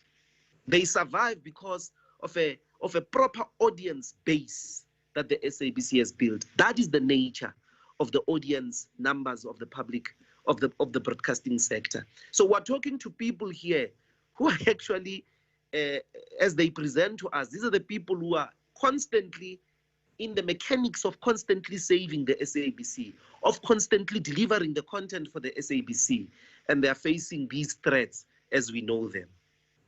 So having said that, I do have some critical questions to yourselves. Firstly, to CW and Bemau is, what do you think is the distinction between a commercial broadcaster and a public broadcaster? Because you claim in both your presentations that the current restructuring process is driving the SABC towards being a commercial broadcaster. What is at the core? What is this that is being eroded? What is this distinction? Because you do not tell us what it is. So that when we do our oversight on the SABC, we are able to be informed by your internal experience of what are these features that make the SABC consistently a public broadcaster, distinguishable from a commercial broadcaster.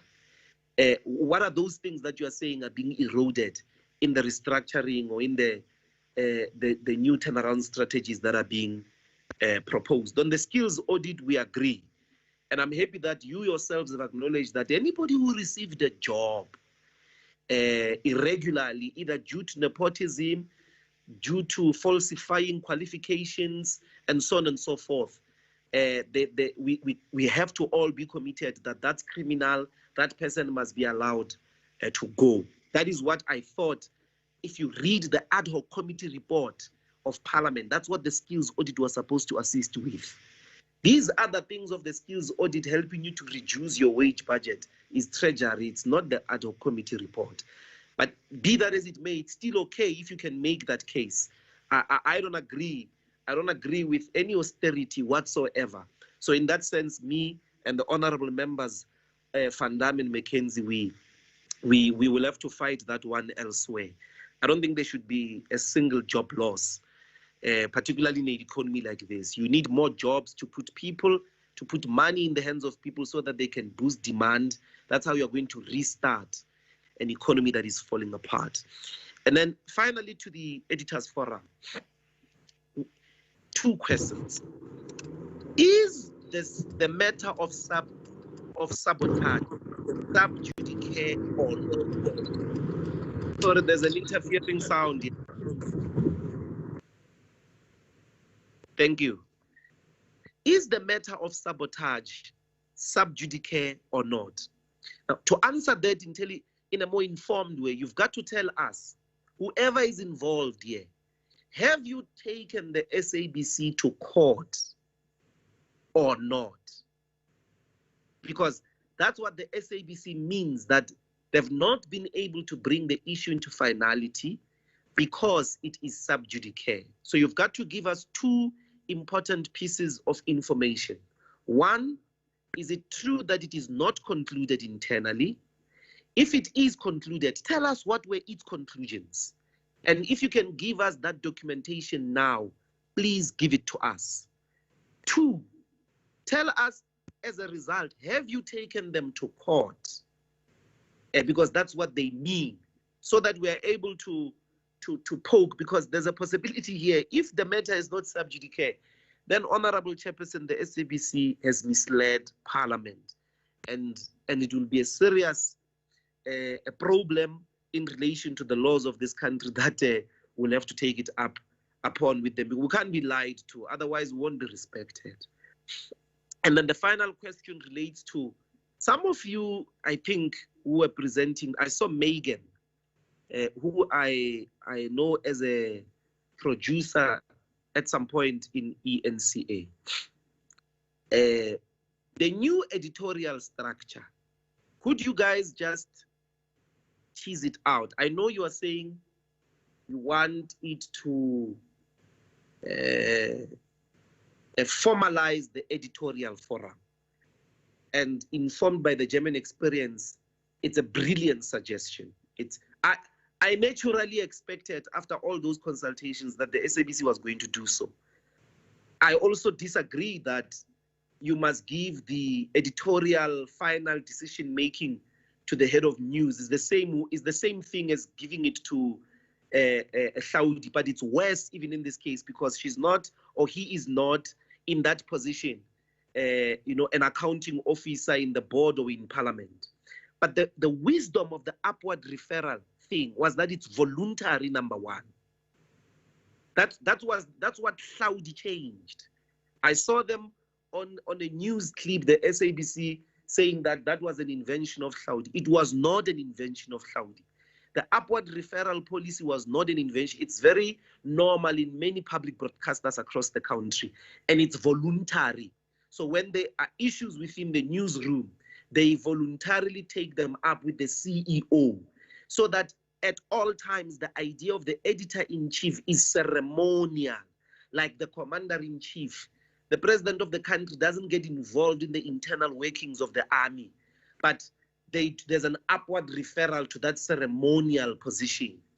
But it's true that a true democratic solution in the final analysis is the formalization, the integration of an editorial forum, so that I don't have to capture one person. If I'm capturing you to do political interference, I must capture the rest of that committee.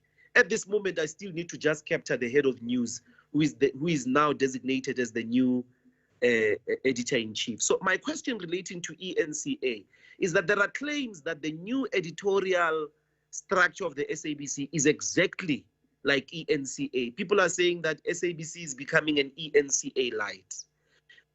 Are you able to react to that, confirm or deny based on your experiences when you were working there? And do you think this particular move, is it what you are referring to when you are saying it is the commercialization of the SABC, uprooting it, as it were, from its status as a public broadcaster? I mean, I was very shocked that the Parliament news team, for an example, in the new structure, has been subdued to national news. It's no longer standing on its own.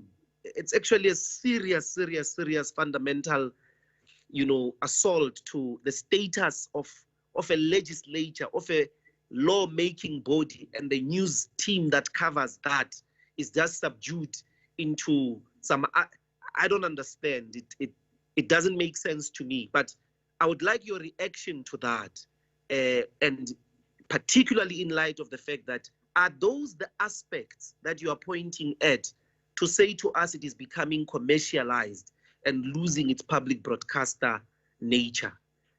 Thank you very much, Chairperson. I'm sorry to have been long-winded. The following members would still want to speak. Honorable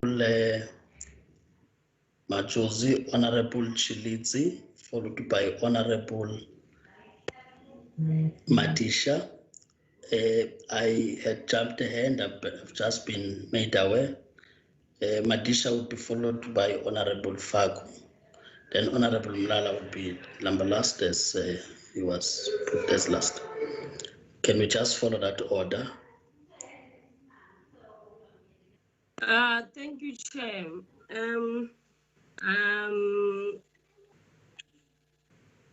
Firstly, let us maybe acknowledge the presentations that we have received from the CW, BEMAU, and editorial staff. But before, maybe I figured that the CW, and in fact all three who have presented in front of us have been in the SABC for quite some time. And as they've stated, of the historical challenges that have been there, which are not new. And but what I saw on the CW was presenting a turnaround strategy of their own, and of which maybe that was not the case when they came here to present. It was for them to present their challenges in the SABC. And maybe to say, Chairperson, that as they have presented, all of them, and they've also presented the financial part of the SABC, they should have also given us on the reskilling and upskilling of employees on the digital migration, that what is it that they see in the SABC and what is it that they expect, so that we get a proper reporting on it, Chairperson. And in fact, all these presentations, they seem to be contradicting themselves. When the presenter from CW said that the management and the board, they closed themselves in and did not include the stakeholders in the matter of retrenchments, and he comes back again at first and says at the start of the presentation and said that in the meeting that he was in, that they were in, and the discussions that were there were then sent to Sunday Times. Then I don't follow quite correctly. I would want people, when they come in front of us, Chairperson, to give us a reality, and so that we then understand what is it that is happening. And they were there when on the previous management and of the former COO who was there, and Claudi, who did a lot of things, Chairperson. I would not say in what form, but I have never received a report of the 5th Parliament that maybe they've come forward to the communications department and complained that these are the things that were happening. Because part of the bailout, maybe I would think that of the litigations that were there were made by the former management. But with that, they will maybe respond to it on what measures did they take on the previous management, and as to how far, as now, how far have they gone with that. And I would leave that with what contradicts all these presentations is that they all agree that people were employed without proper qualifications, and stated that it was not their fault. Once you become a criminal, you must know that at some point in time the law will take its course and you will be jailed. So we must then take it on that point, but also say that it was not 100% their fault.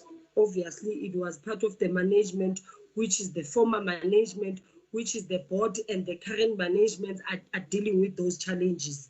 And there seem to be no consensus in terms of the current board and the current management dealing with those challenges. And also that part of the conditions that were of the bailout, maybe if they can say, do they even know what was part and parcel of the conditions from the National Treasury, that they must try and reduce the salary bill, which was over the threshold, and how as they come up with all these challenges that they are saying here, what is it that they think could happen in the SABC? How can they help SABC to make sure that those things then are taken care of? And what about the public protector's remedial actions directed to the SABC too? What are they saying about that?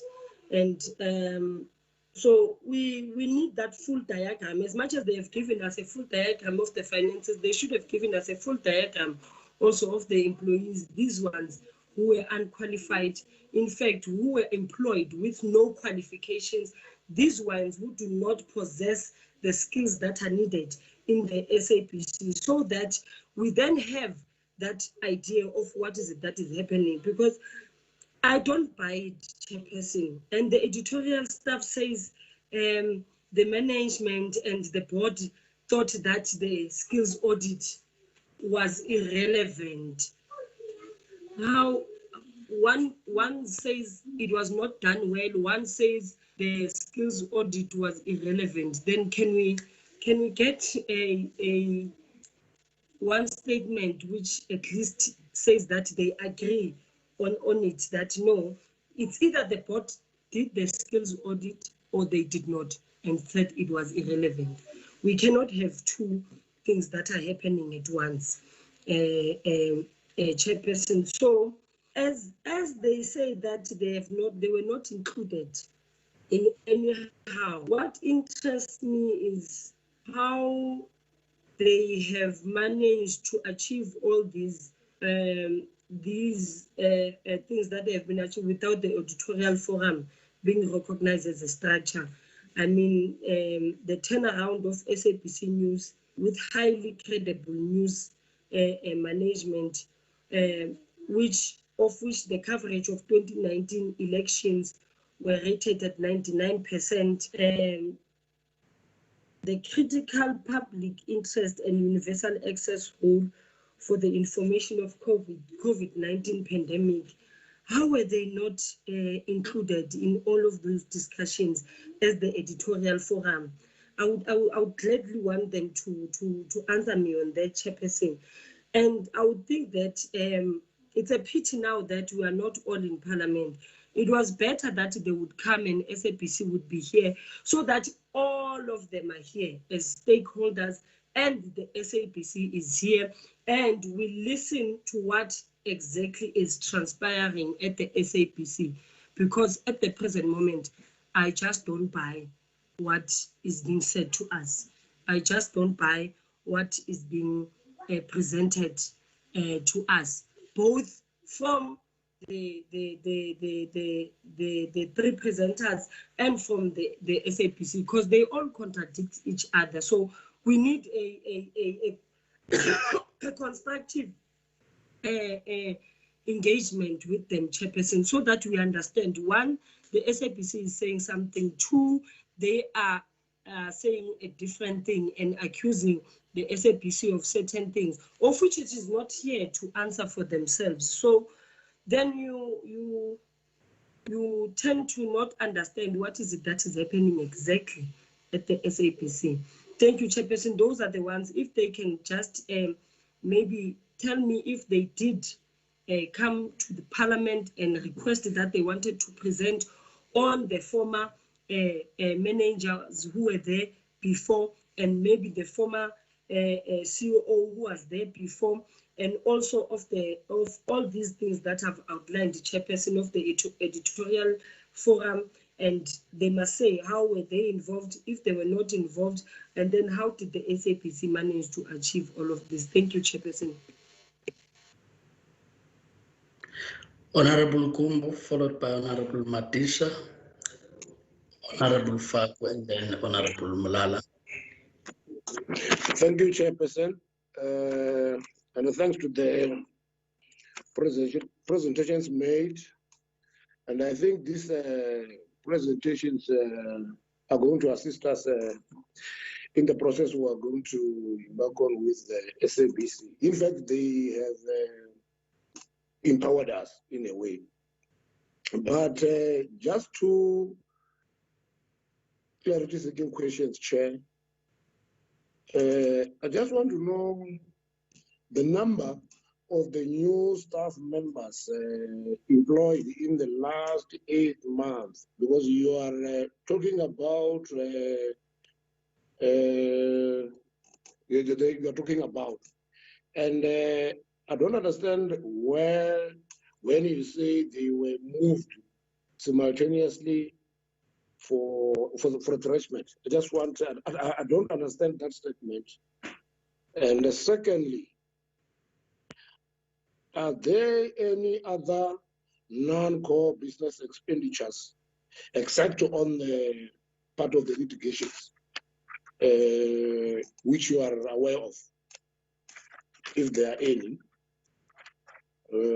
Yeah, those are my two questions for now, Chair, just for clarity purposes. Thank you, Chair. The Honorable Madisha, have you been able to reconnect back? Yes. Honorable Madisha. Yes, over to you. And all colleagues. Honorable Chairperson, permit me to start by indicating that SABC belongs to South Africans. This is the committee of Parliament, that is ourselves here, that represents the people of South Africa. There presently are almost 15 million people who are not employed. Most of those people are Black South Africans. And right now, SABC says they want to retrench 600 more people who, as I said earlier, are mostly Black South African people. And permit me again to raise this fact that each person in our country that is Black South Africans have got to feed not less than 10 people, which then says that if we allow SABC to continue in that way, more than 6,000 people are going to go hungry, they won't go to school, etc. Now, these are part of the major problems that we are faced with. And I did raise this when we spoke to the SABC the other day. But albeit we had spoken to them and said that we must sit and have discussions, they have gone on. And I will give an example of what I'm saying. Now, having comprehensively read the reports and listened to the inputs by the unions now, and I think they are all moving at the same level. They all agree. My question is, was there any space availed to the unions for discussions which would have led to a different resolution by the SABC? The final resolution being retrenchments, by all means.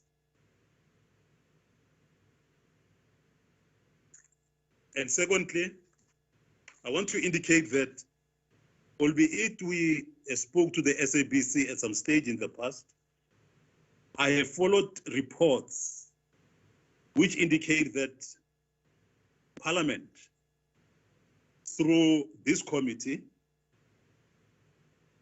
although we had instructed SABC not to pursue its objective of staff retrenchments, SABC is proceeding. Hence, CCMA and Labour Court applications, whereat hundreds of thousands of rands have been used or are being used even now, and or given to lawyers who are not employed by SABC. And yet we know that in the SABC, there are lawyers who are part and part of the persons employed to represent the SABC. But SABC has now chosen to employ lawyers from outside of its own office. So that money has just been taken out, given to people outside, and which is basically wrong. This committee has gone to Parliament to request that Parliament must give SABC more than 3.2 billion, so that we could deal with the momentous challenges that the SABC faces. But although that is the case, SABC, from the reports that we are getting, they don't even care about ensuring that the people that are employed there are looked after. The SABC goes on to disregard that which we have said they must not do altogether. Now, this is to me a major, major problem. And this is the time for us to show the SABC management that they cannot just do anything that they want. SABC does not belong to them. They are employees themselves there. SABC belongs to the people of South Africa, and it is the people of South Africa who must rise and say, we save the SABC or not. And I am saying we already have given SABC 3.2 billion, and some of us, to repeat, I had actually agreed with them that they must get more than 6.2 billion so that they could save SABC. But now, although we pleaded with the Treasury, we pleaded with Parliament, and they were able to get that money, they're just going on to do whatever they want. And I therefore am saying to ourselves here and to all people of South Africa, we cannot allow this kind of thing to really go on happening. Now, to the unions there, and I'm saying that I'm happy that they are moving together. I want to check with you, have you engaged with the human resource, that's in the development section of the SABC to address, rather in addressing this kind of problems that are there before you? Have you ever interacted with them? Was any space allowed for you at all, or in all the outstanding areas that have led to the section 189? Was there any involvement? Was there any interaction? I mean, if you talk, for example, about the skills audits, to the best of my understanding, the skills audits does not really say that if you do not qualify, then you must be kicked out. It doesn't say that. It means that if you are lacking, you must be taken for retraining, etc. But then what we are seeing here is just extremely wrong. There are people who have been there for more than 10, 15 years, but then they are now being told to go away because of particular skills that they are lacking. But has this been done? Have you, as the unions, sat down with the employers? I mean, I'm referring to that management to say, this is what has got to be looked into, and so on. I can give an example. I think one of the honorable members there have given an example of Taudi Mutwening, who was struggling with matric, but was elevated to a position of COO. And yet in SABC, there were people who had gone to universities, who had academic skills, who could have taken that particular position. But then they were simply put aside. Now, if you talk about skills assessment, the audits, if you, as the unions, sat down with the management there to agree that this is the route that has got to be followed, these are the kind of skills that have got to be looked into, etc. Because from what is being said by yourselves, and I've listened, I've read your reports, the antithesis is actually the case here. But I want to say to your honorable members and the chair that this is nonsense that must not be allowed.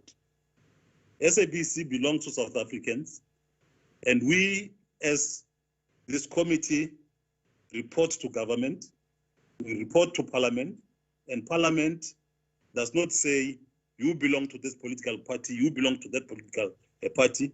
Parliament is the owner of SABC. I mean, I know other people talk about shareholders, this particular percentage and so on. I will say, and of course you know, I don't have to convince you, SABC belongs to the people of South Africa, and all those workers cannot be kicked out by hook or crook.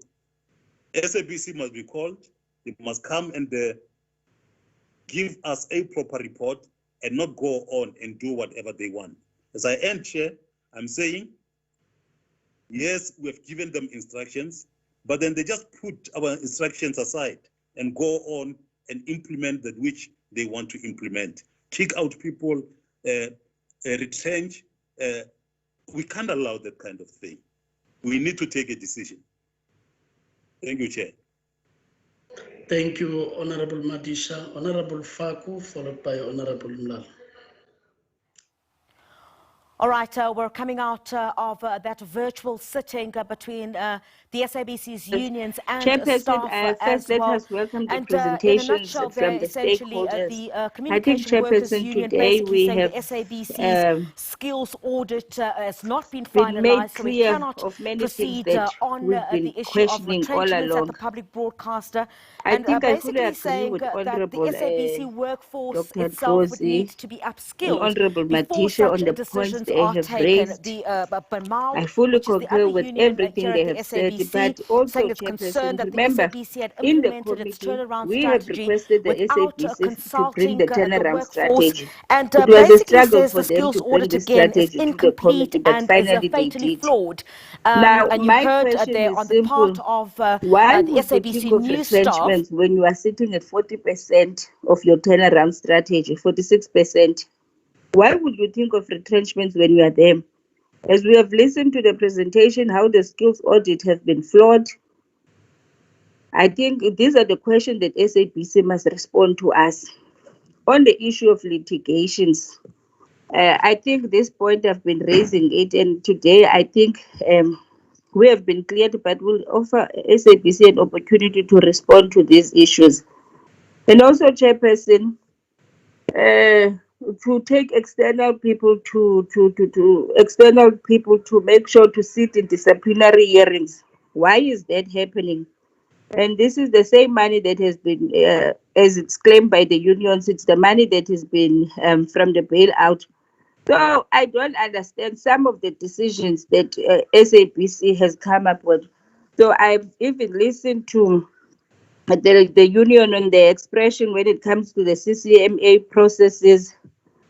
You know, Chairperson, I think we've been consistent, and I think Honourable Matisha is raising a very important that the SABC does not belong to anyone but to the people of South Africa. And as this committee, we have a duty to play our role, to make sure that we do oversight and get to the bottom of what is really happening to the SABC. I don't want to say much, Chairperson, but we want to thank the unions for coming forward to give us this presentation without fear and intimidation. I think when we meet with the SABC, we'll raise most of our questions there, but we want to say to honorable members, to the people that have come from the stakeholders, that we appreciate the effort that we are bringing. And I don't think as this committee will support it that 600 people must be jobless. This is not what this government is meant for. We must make sure that, as President has said, that we must protect jobs of people that are currently employed. And the Chair, I don't want to say much, and because it's important that we offer SABC an opportunity to respond to these issues that we want to respond. I think Honourable Rosie Kubeka and Honourable Matisha has raised most of the issues. Thanks, Chair.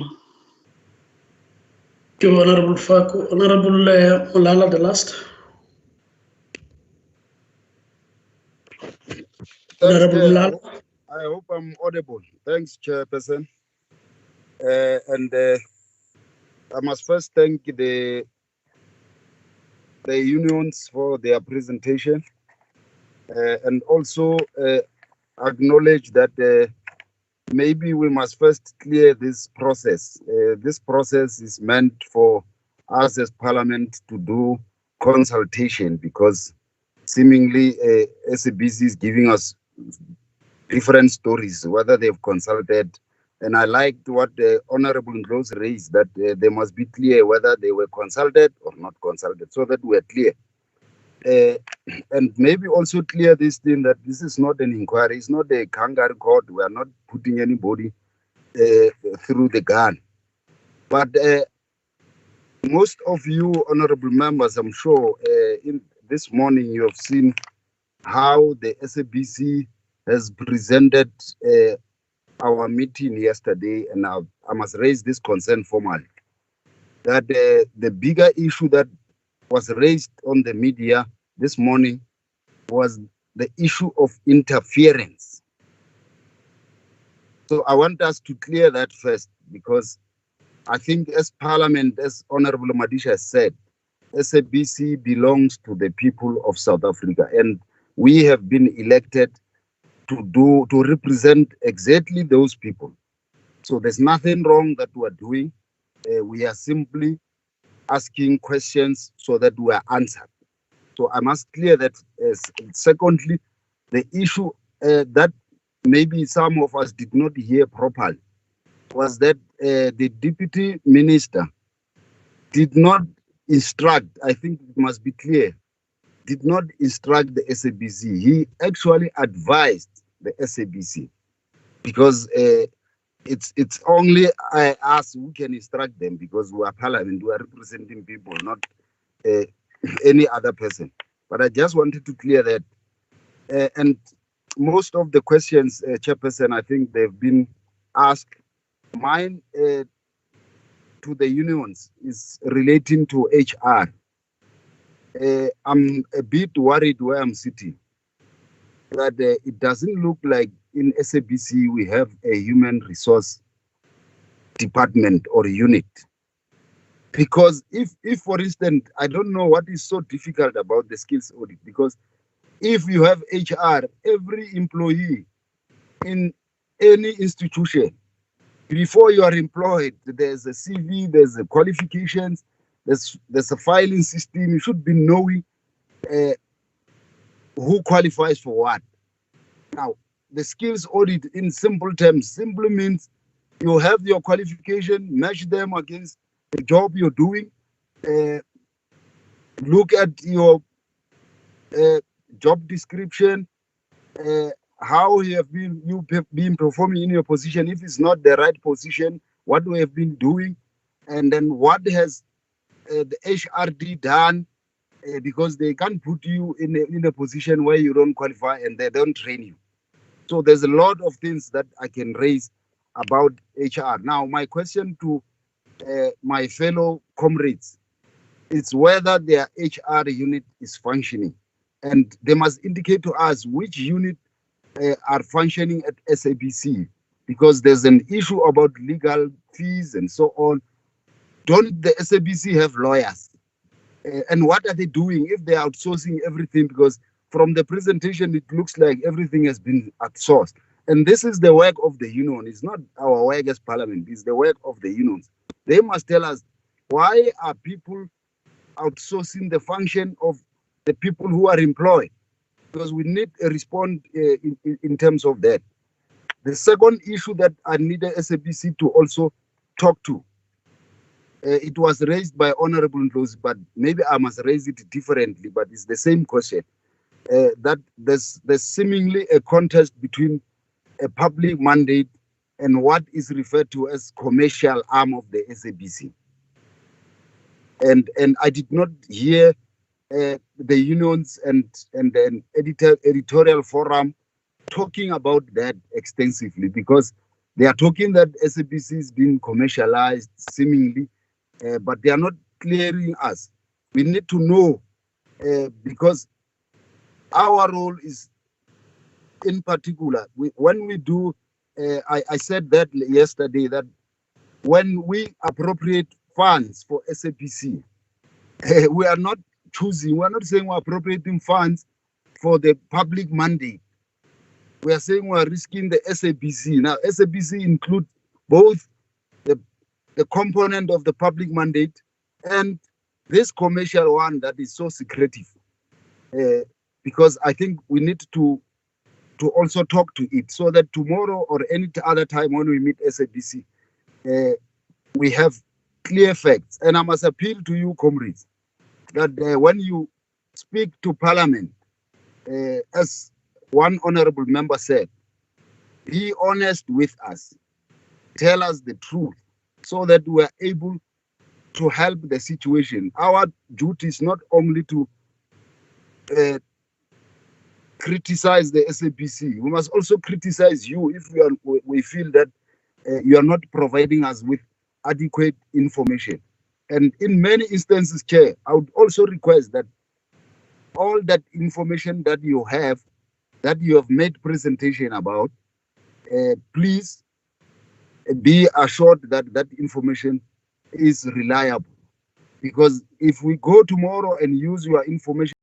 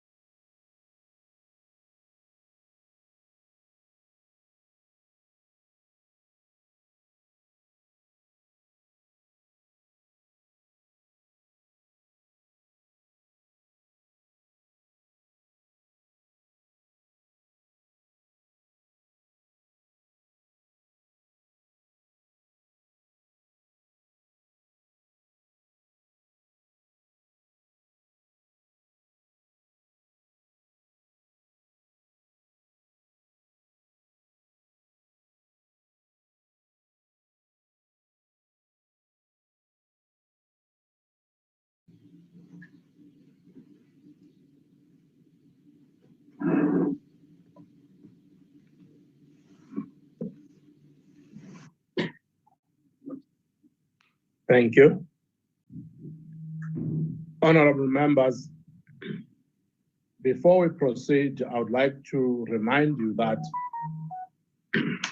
the virtual mini plenary is deemed to be in the precinct of Parliament and constitute a meeting of the National Assembly for debating purposes only. In addition to the rules of the virtual sittings, the rules of the National Assembly, including the rules of debate, apply.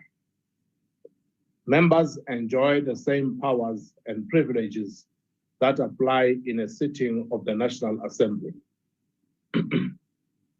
Members should equally note that anything said in the virtual platform is deemed to have been said to the House and may be ruled upon. All members who have logged in shall be considered to be present and are requested to mute their microphones and only unmute when recognized to speak. This is because the mics are very sensitive and will pick up noise which might disturb the attention of other members.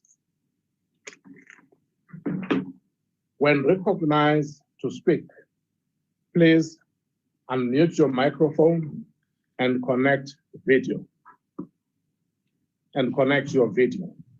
Members may make use of the icons on the bar at the bottom of their screens, which has an option that allows a member to put up his or her hand to raise points of order. The Secretariat will assist in alerting the chairperson to members requesting to speak. When using the visual system, members are urged to refrain or desist from unnecessary points of order or interjection. Honorable members, we shall now proceed to the order, which is debate on vote number 20, women, youth, and persons with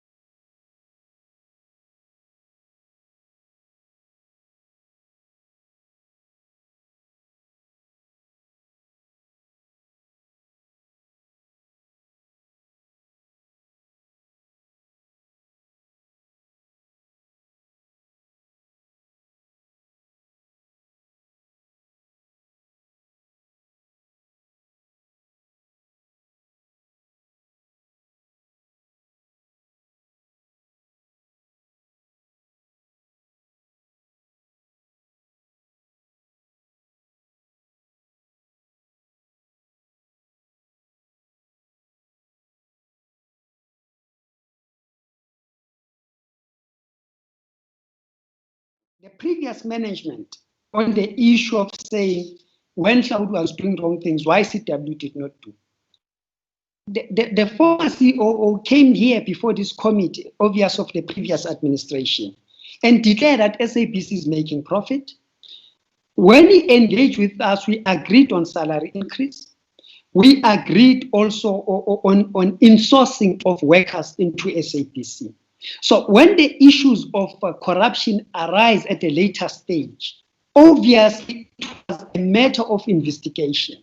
And the only thing that we were therefore punished of is that we were deemed to be in support because we were vocal on the 90%. And I think we're correct. We could argue the issues of the implementation at the time and so on and so forth. But that has been a position that we felt it will create jobs internally and so forth. In coming to the OTTs, no one stands before SABC, and I agree fully with Comrade Ndosi. What we are saying is that when we are not properly regulated, be it Showmax and so forth, they are in a position of making more revenue without properly reinvesting in the country. And we want that to be properly channeled. And when we talk about reinvesting in the country, the number of workers that are employed in the high level of unemployment in this country, we cannot leave people that do not compete with our traditional broadcasters, but not effectively as they are. They're not investing on the infrastructure. They're not investing on our talent here, nor do they employ sufficiently. So we are saying it should be proportional. We make that call. And I think we are correct to say that if you look at the SABC content currently, with all its flaws, no one stands toe-to-toe with terms of the local competition, content with them. So Honorable Rose asked about, and we think we'll have to write on it, the question of whether the commercial vis-a-vis the public broadcast. Firstly, in simple terms, they will say that the public broadcaster will also be funded by government, which also looking at the issues of TV licensing, where everyone who has TV is compelled to pay a certain fee, vis-a-vis a private and commercialized station. Now, that's a simple analysis, but deeper into it, a private institution will do whatever it pleases to do in terms of what the content they want to broadcast. However, the public broadcaster has a particular mandate that it has to fulfill. If SABC is not being taken care of, it is now having over 80% of advertisers coming from the commercial side. Eventually, they will be able, like they are now, dictate what might be going on air. That's why SABC is now starting to complain about the unfunded mandate, because the advertisers withdraw their commercial investment whenever there is an unfunded mandate. That's why we are emphasizing ourselves, and we are saying to them, why don't you market that space even further, so that you can lure those commercial advertisers to fund more on that unfunded mandate. It's very important for us to do that. So we have said that a comprehensive turnaround strategy must be inclusive of all role players. And we fully agree, Honorable Madisha, SABC belongs to all of us. And it will be problematic to treat it as a private institution where people want to take serious decisions like selling of buildings, cutting staff of members, and we are saying the sole shareholder must not have a voice. We agree on editorial and running of the management that we cannot interfere there. But at the level where they are now, of course, all we have to make inputs.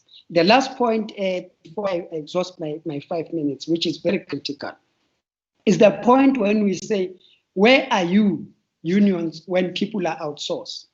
The first thing that SABC did is says union must not co-manage with them. And it's a battle that we have to fight. Workers have to go on strike to demonstrate that and lose their pay. It's a painful exercise. As we speak now, there's a number of workers at SABC who are working in the offices of law firms. For example, Versman, and I want to quote it so that you can see we are not lying, who are working the offices of the law firms paid by SABC. Those workers stand to be retrenched in this process because they've done what what they could have done, and now they have to hand over. This is a crisis we are facing as we speak as trade union. Thank you very much. Thank you, Mr. Chabalala. Can we now have Pema, 5 minutes? Just before Chair, can we make an addition? You are speaking to the President of Communication Workers Union.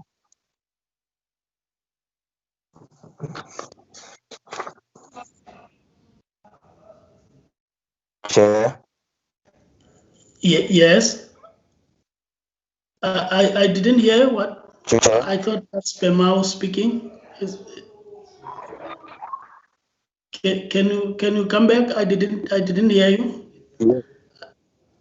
I'm saying, can we before Pema, we are speaking to the. It's like the president of CW. I just want to make an addition on 2 issues. Chair, I think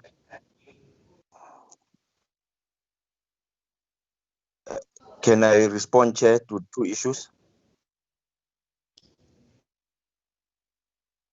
Yeah, I'm trying to. I'm not sure if I can be heard by members because I'm struggling myself on this side.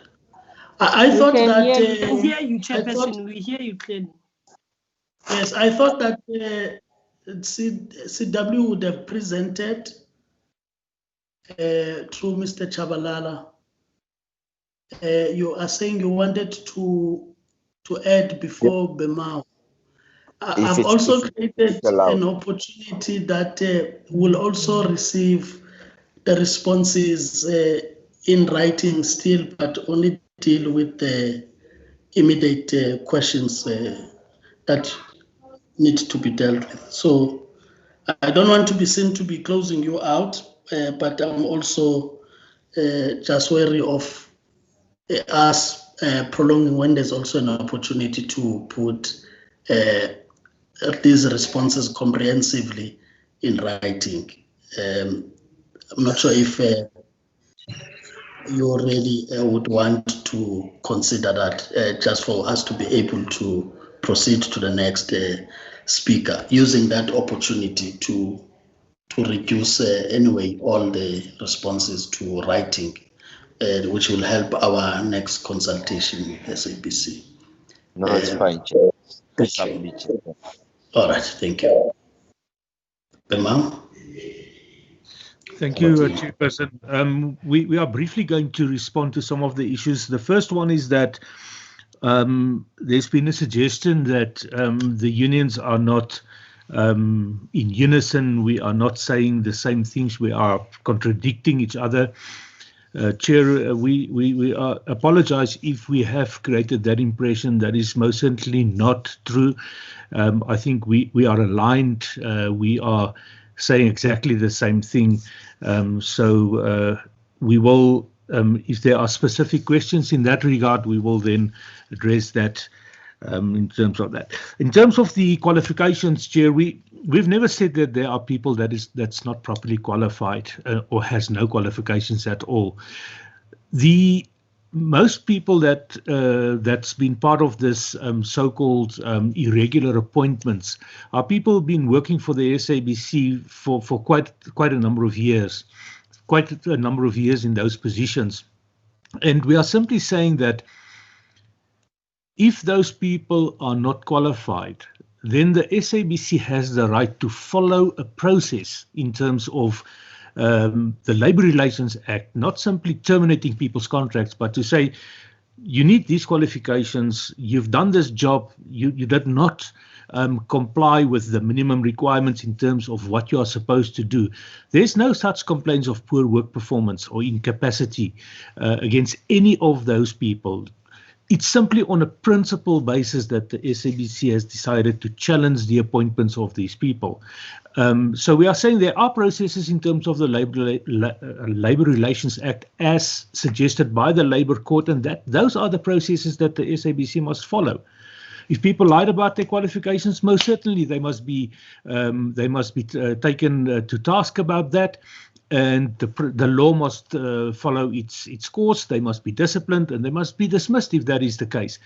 If people are not competent to do the jobs, then there must be proof of that. There's a process that must be followed that has been prescribed in the Labour Relations Act in respect of that. There's another remedy for the SABC, which is that they can file a dispute at the CCMA about the interpretation of the collective agreement that deals with the policy. So we are not saying people must escape the law or the consequences of any actions. We are saying that there are certain processes that must be followed, and those processes, which has been suggested by the Labour Court, is not followed. The SABC is now following a total different approach. Chair, it is not us who said that the skills audit is irrelevant. It is the SABC who has said to this honourable committee that the skills audit is irrelevant. There is no need for a skills audit. It's not us who's saying that. Whether we have engaged the SABC, the Human Resources Department, most definitely so. We have letters. We will attach those letters to the committee in support of our answer in respect of this. Yes, we did.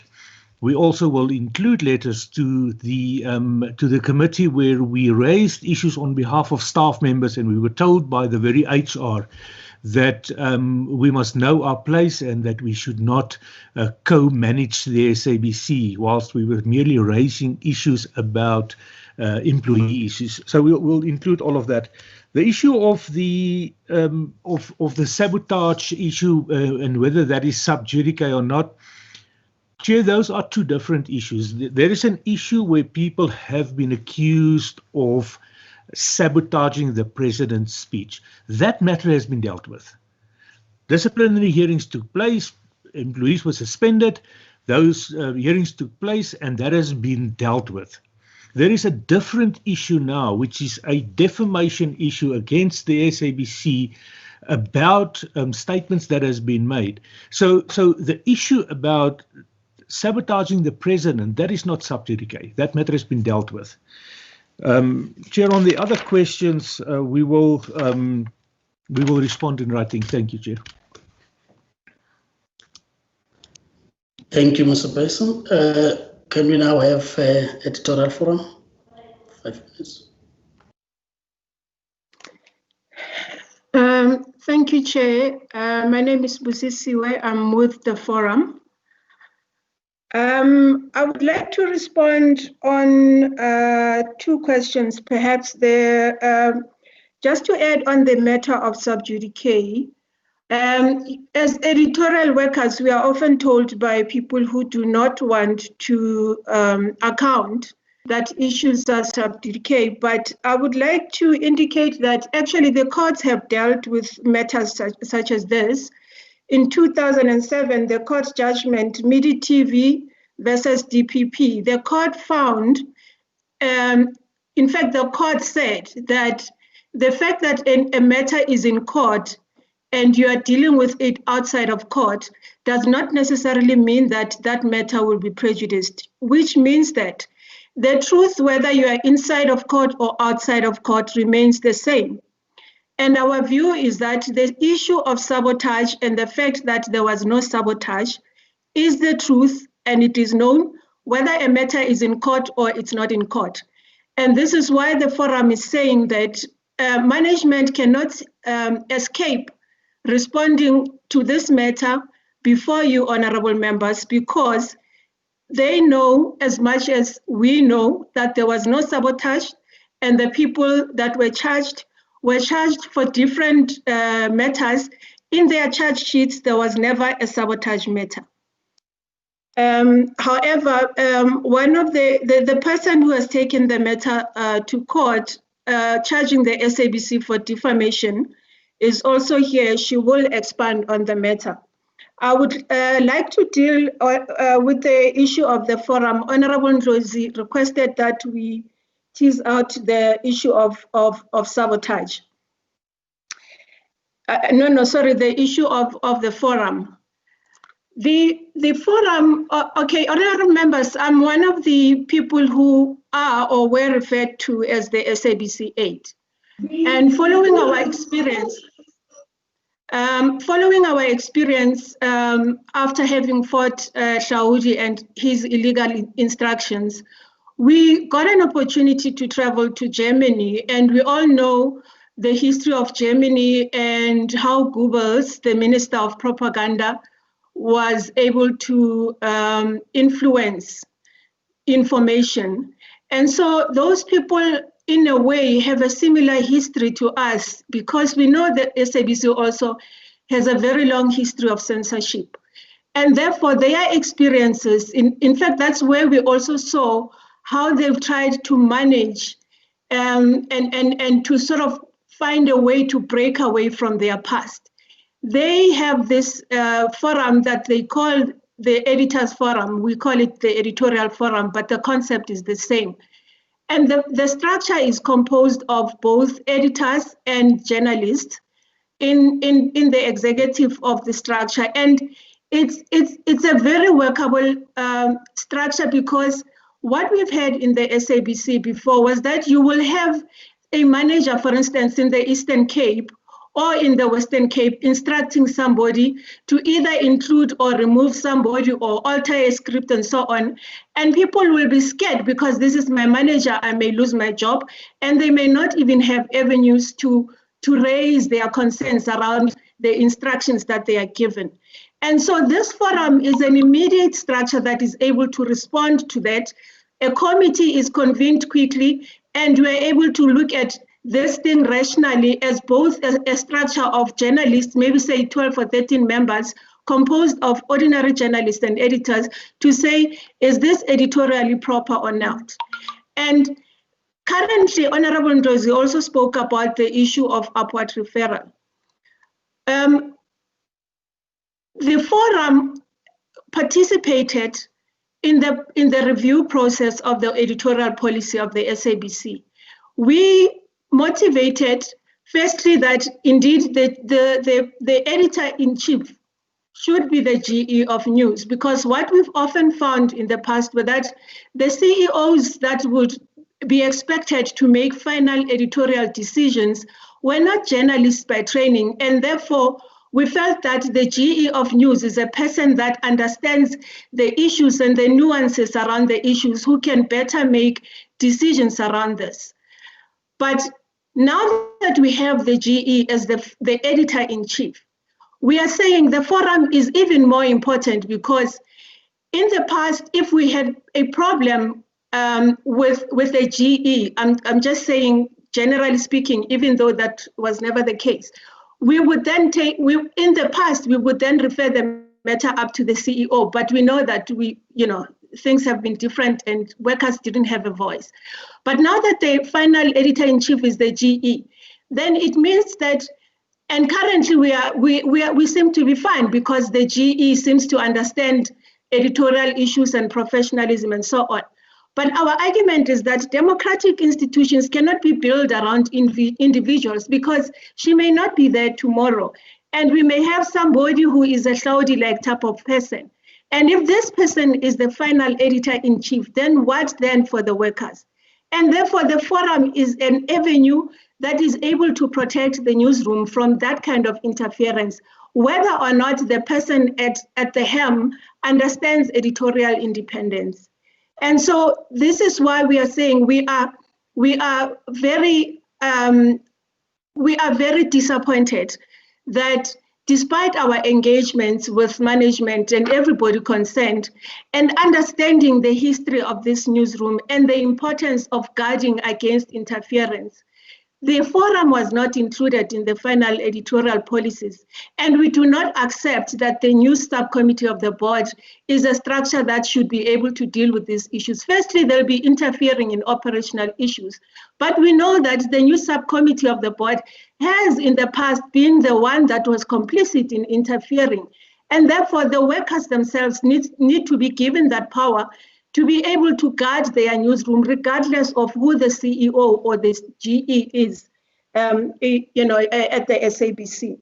And so it is our firm view that the SABC needs to review its editorial policy and recognize that this institution, we build it not for ourselves, but even on the days that we will not be there, it should continue running as an institution that is only there to serve the public without fear or favor. Thank you, Chair.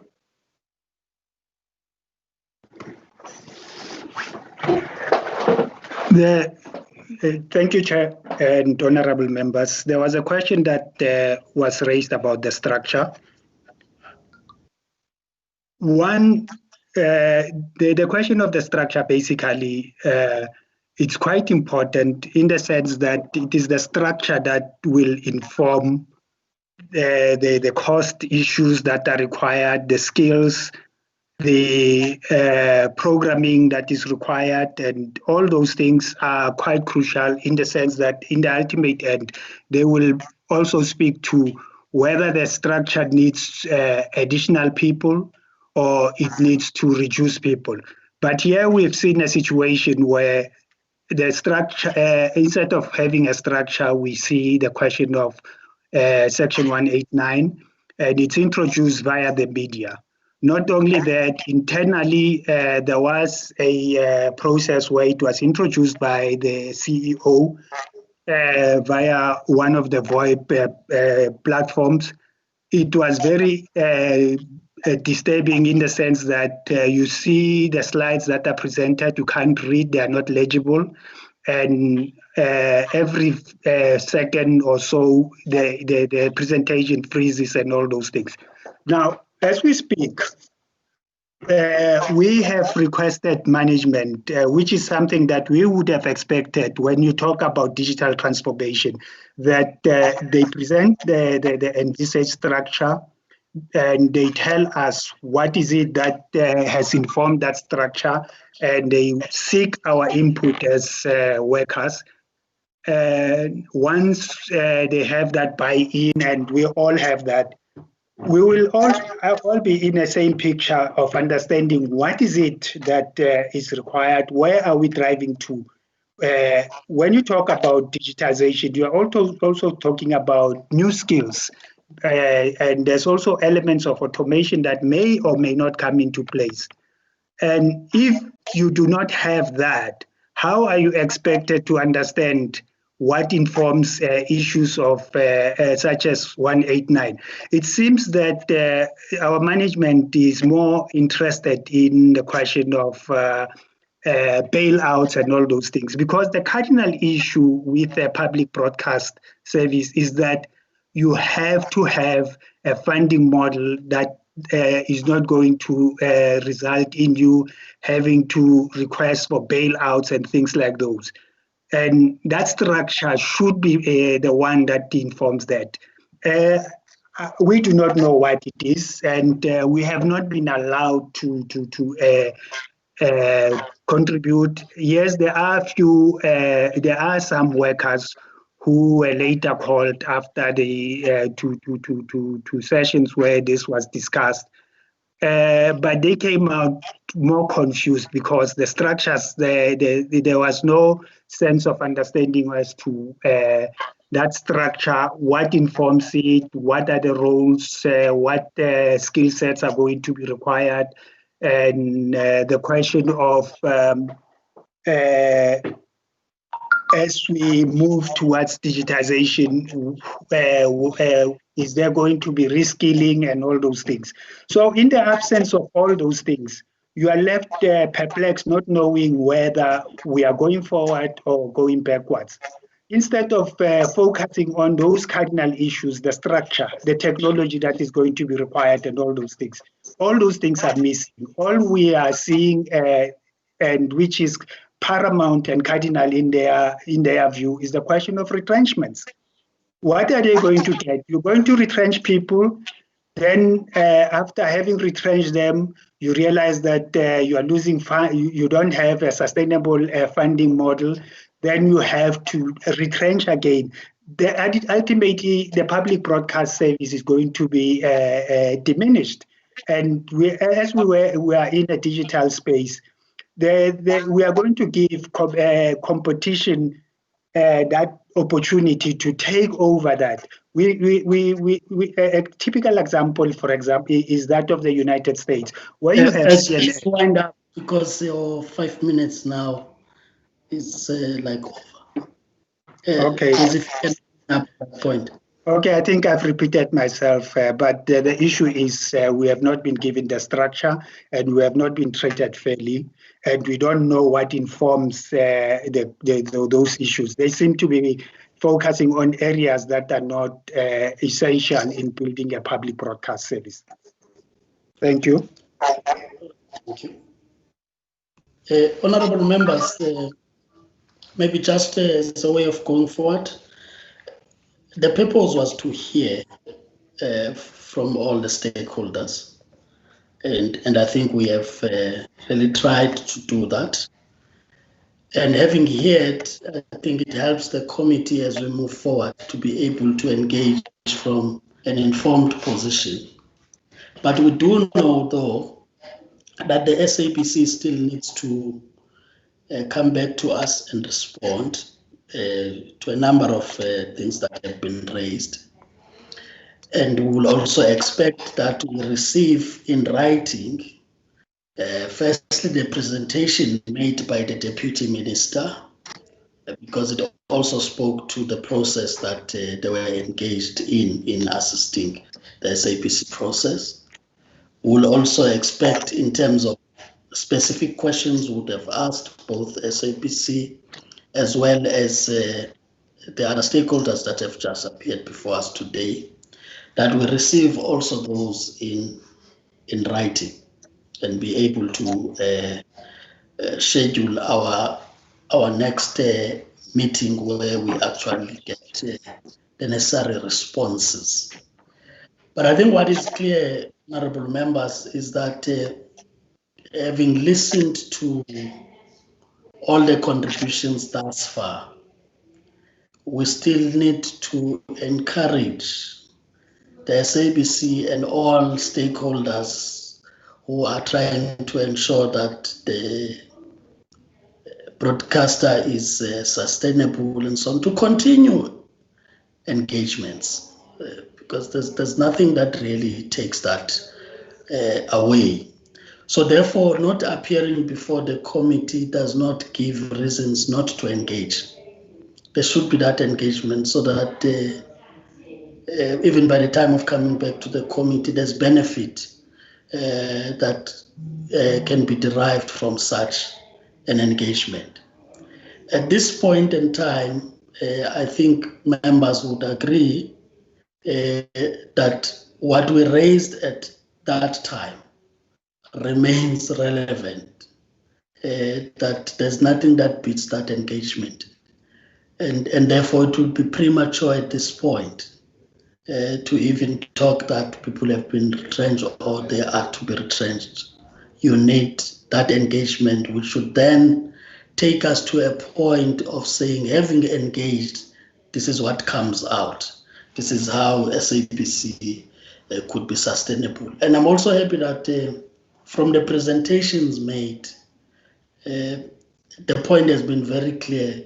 It's not an entitlement issue for every worker to be there, but the process is what is at question. Is it fair? Is it seen to be fair? And I think once that is done, we will be getting a report we can apply our minds on as the committee. But our first point is really to stand with the government position, which is not only to the SABC, by the way, is to all, that at this difficult time, we must do as much as we can to save jobs, but to save also these entities, that they can still be able to sustain themselves. And I'm sure, honorable members, will then pick up from that even the role of the shareholder in engaging on the matters like regulation and so on, they must assist the SABC in that regard. And therefore our committee position remains valid even now, why we needed the shareholder to engage, for example, Centec, USASA, Ikasa also on the regulation side of things to assist the SABC to be able to do its work. Maybe the other point is that at the time of convening a meeting with the SABC, a point raised many times, I think Honorable Mlala and Honorable Ndlozi, on the commercial side, I think the Deputy Minister also raised this point, that indeed SABC may have challenges in putting their strategies out there on the commercial side of things, because they are subjected to a lot of regulation, whilst competitors may not be subjected to the same, and they are able to take that and run with it before SABC is able to implement. That in a case in those responses that we'll get from SABC, that there will be a need to protect that, I think we'll be informed accordingly, so that if a need arises, we are able to apply accordingly to the Speaker's office in terms of how we need to hear that part. Because for us to make informed decisions, it's when there's transparency, at least to the Committee of Parliament that does the oversight on all facts that are available in order for us to make proper decisions.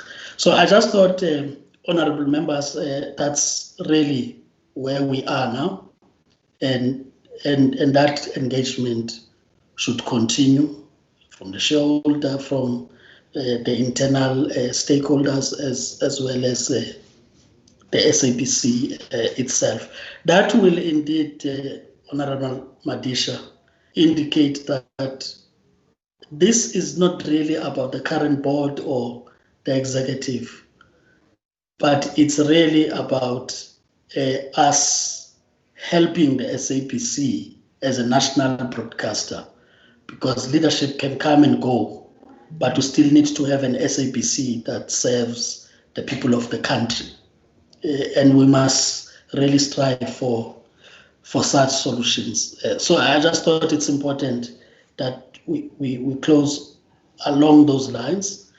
But I will not be closing the meeting. I'm not sure, Honorable Majosa is saying I'm out of order.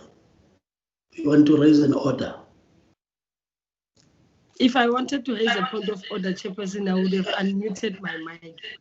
No, I see you, because the hand is also... yes, I'm raising my hand because I wanted to say something on your remarks. No, once I've completed, you will not speak. I've been warned yesterday that I don't do that. Yeah. So you wanted to speak before I finish? No. Before you continue, Chair, I raised the suggestion, and I hear you that we are going to listen to SABC responding to what to the presentations that have been presented today. I'm not sure if that maybe is going to help us, because the SABC will also bring their own point of view.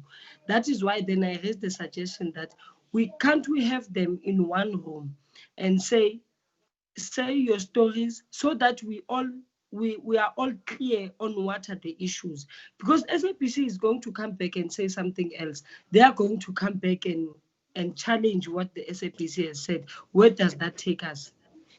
Okay. No, then allow me to finish then and see if that point is not covered.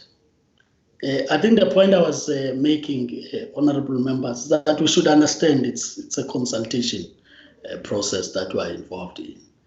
My take would be that just specifically on your issue, it's a point raised also by Honorable Ndlozi yesterday, that when we engage with the other stakeholders, we made a special request to the SABC, and they did that they must also log in so that they also hear what comes out.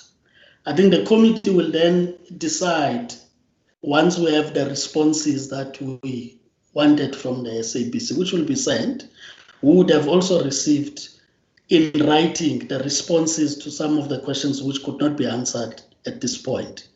Put all that together, and it will shape the meeting that we need to have, Honorable Majosi, to try and resolve the problem. But the point I was emphasizing was that in the way we are resolving the problem of trying to hear everybody is quite clear. No interference in the way of operations of the SAPC, but our interest is really about helping this national broadcaster to get out of these problems. And therefore, our agenda is not just about the retrenchments that are taking place at the SAPC, but it's about beyond all these consultations, would we have an SAPC that delivers on the public mandate, but remains sustainable, right? Because even from people that we think are complaining, how I listened to what has been raised, there are some proposals on the table, also even from them, in terms of what could be done to help the SAPC turn around. So it's a matter of trying to get all those ideas, put them together, and be able to move forward in that regard. So I just thought I should emphasize the point. It's just about listening at this point. I don't think the committee needs to make a call at this point when we are still going to hear other people speaking. Maybe just to lay this point before I declare the meeting officially closed, just to lay this point that honorable members, so that there's clarity on this. The people that got invited were very clear that we are still looking at internal stakeholders.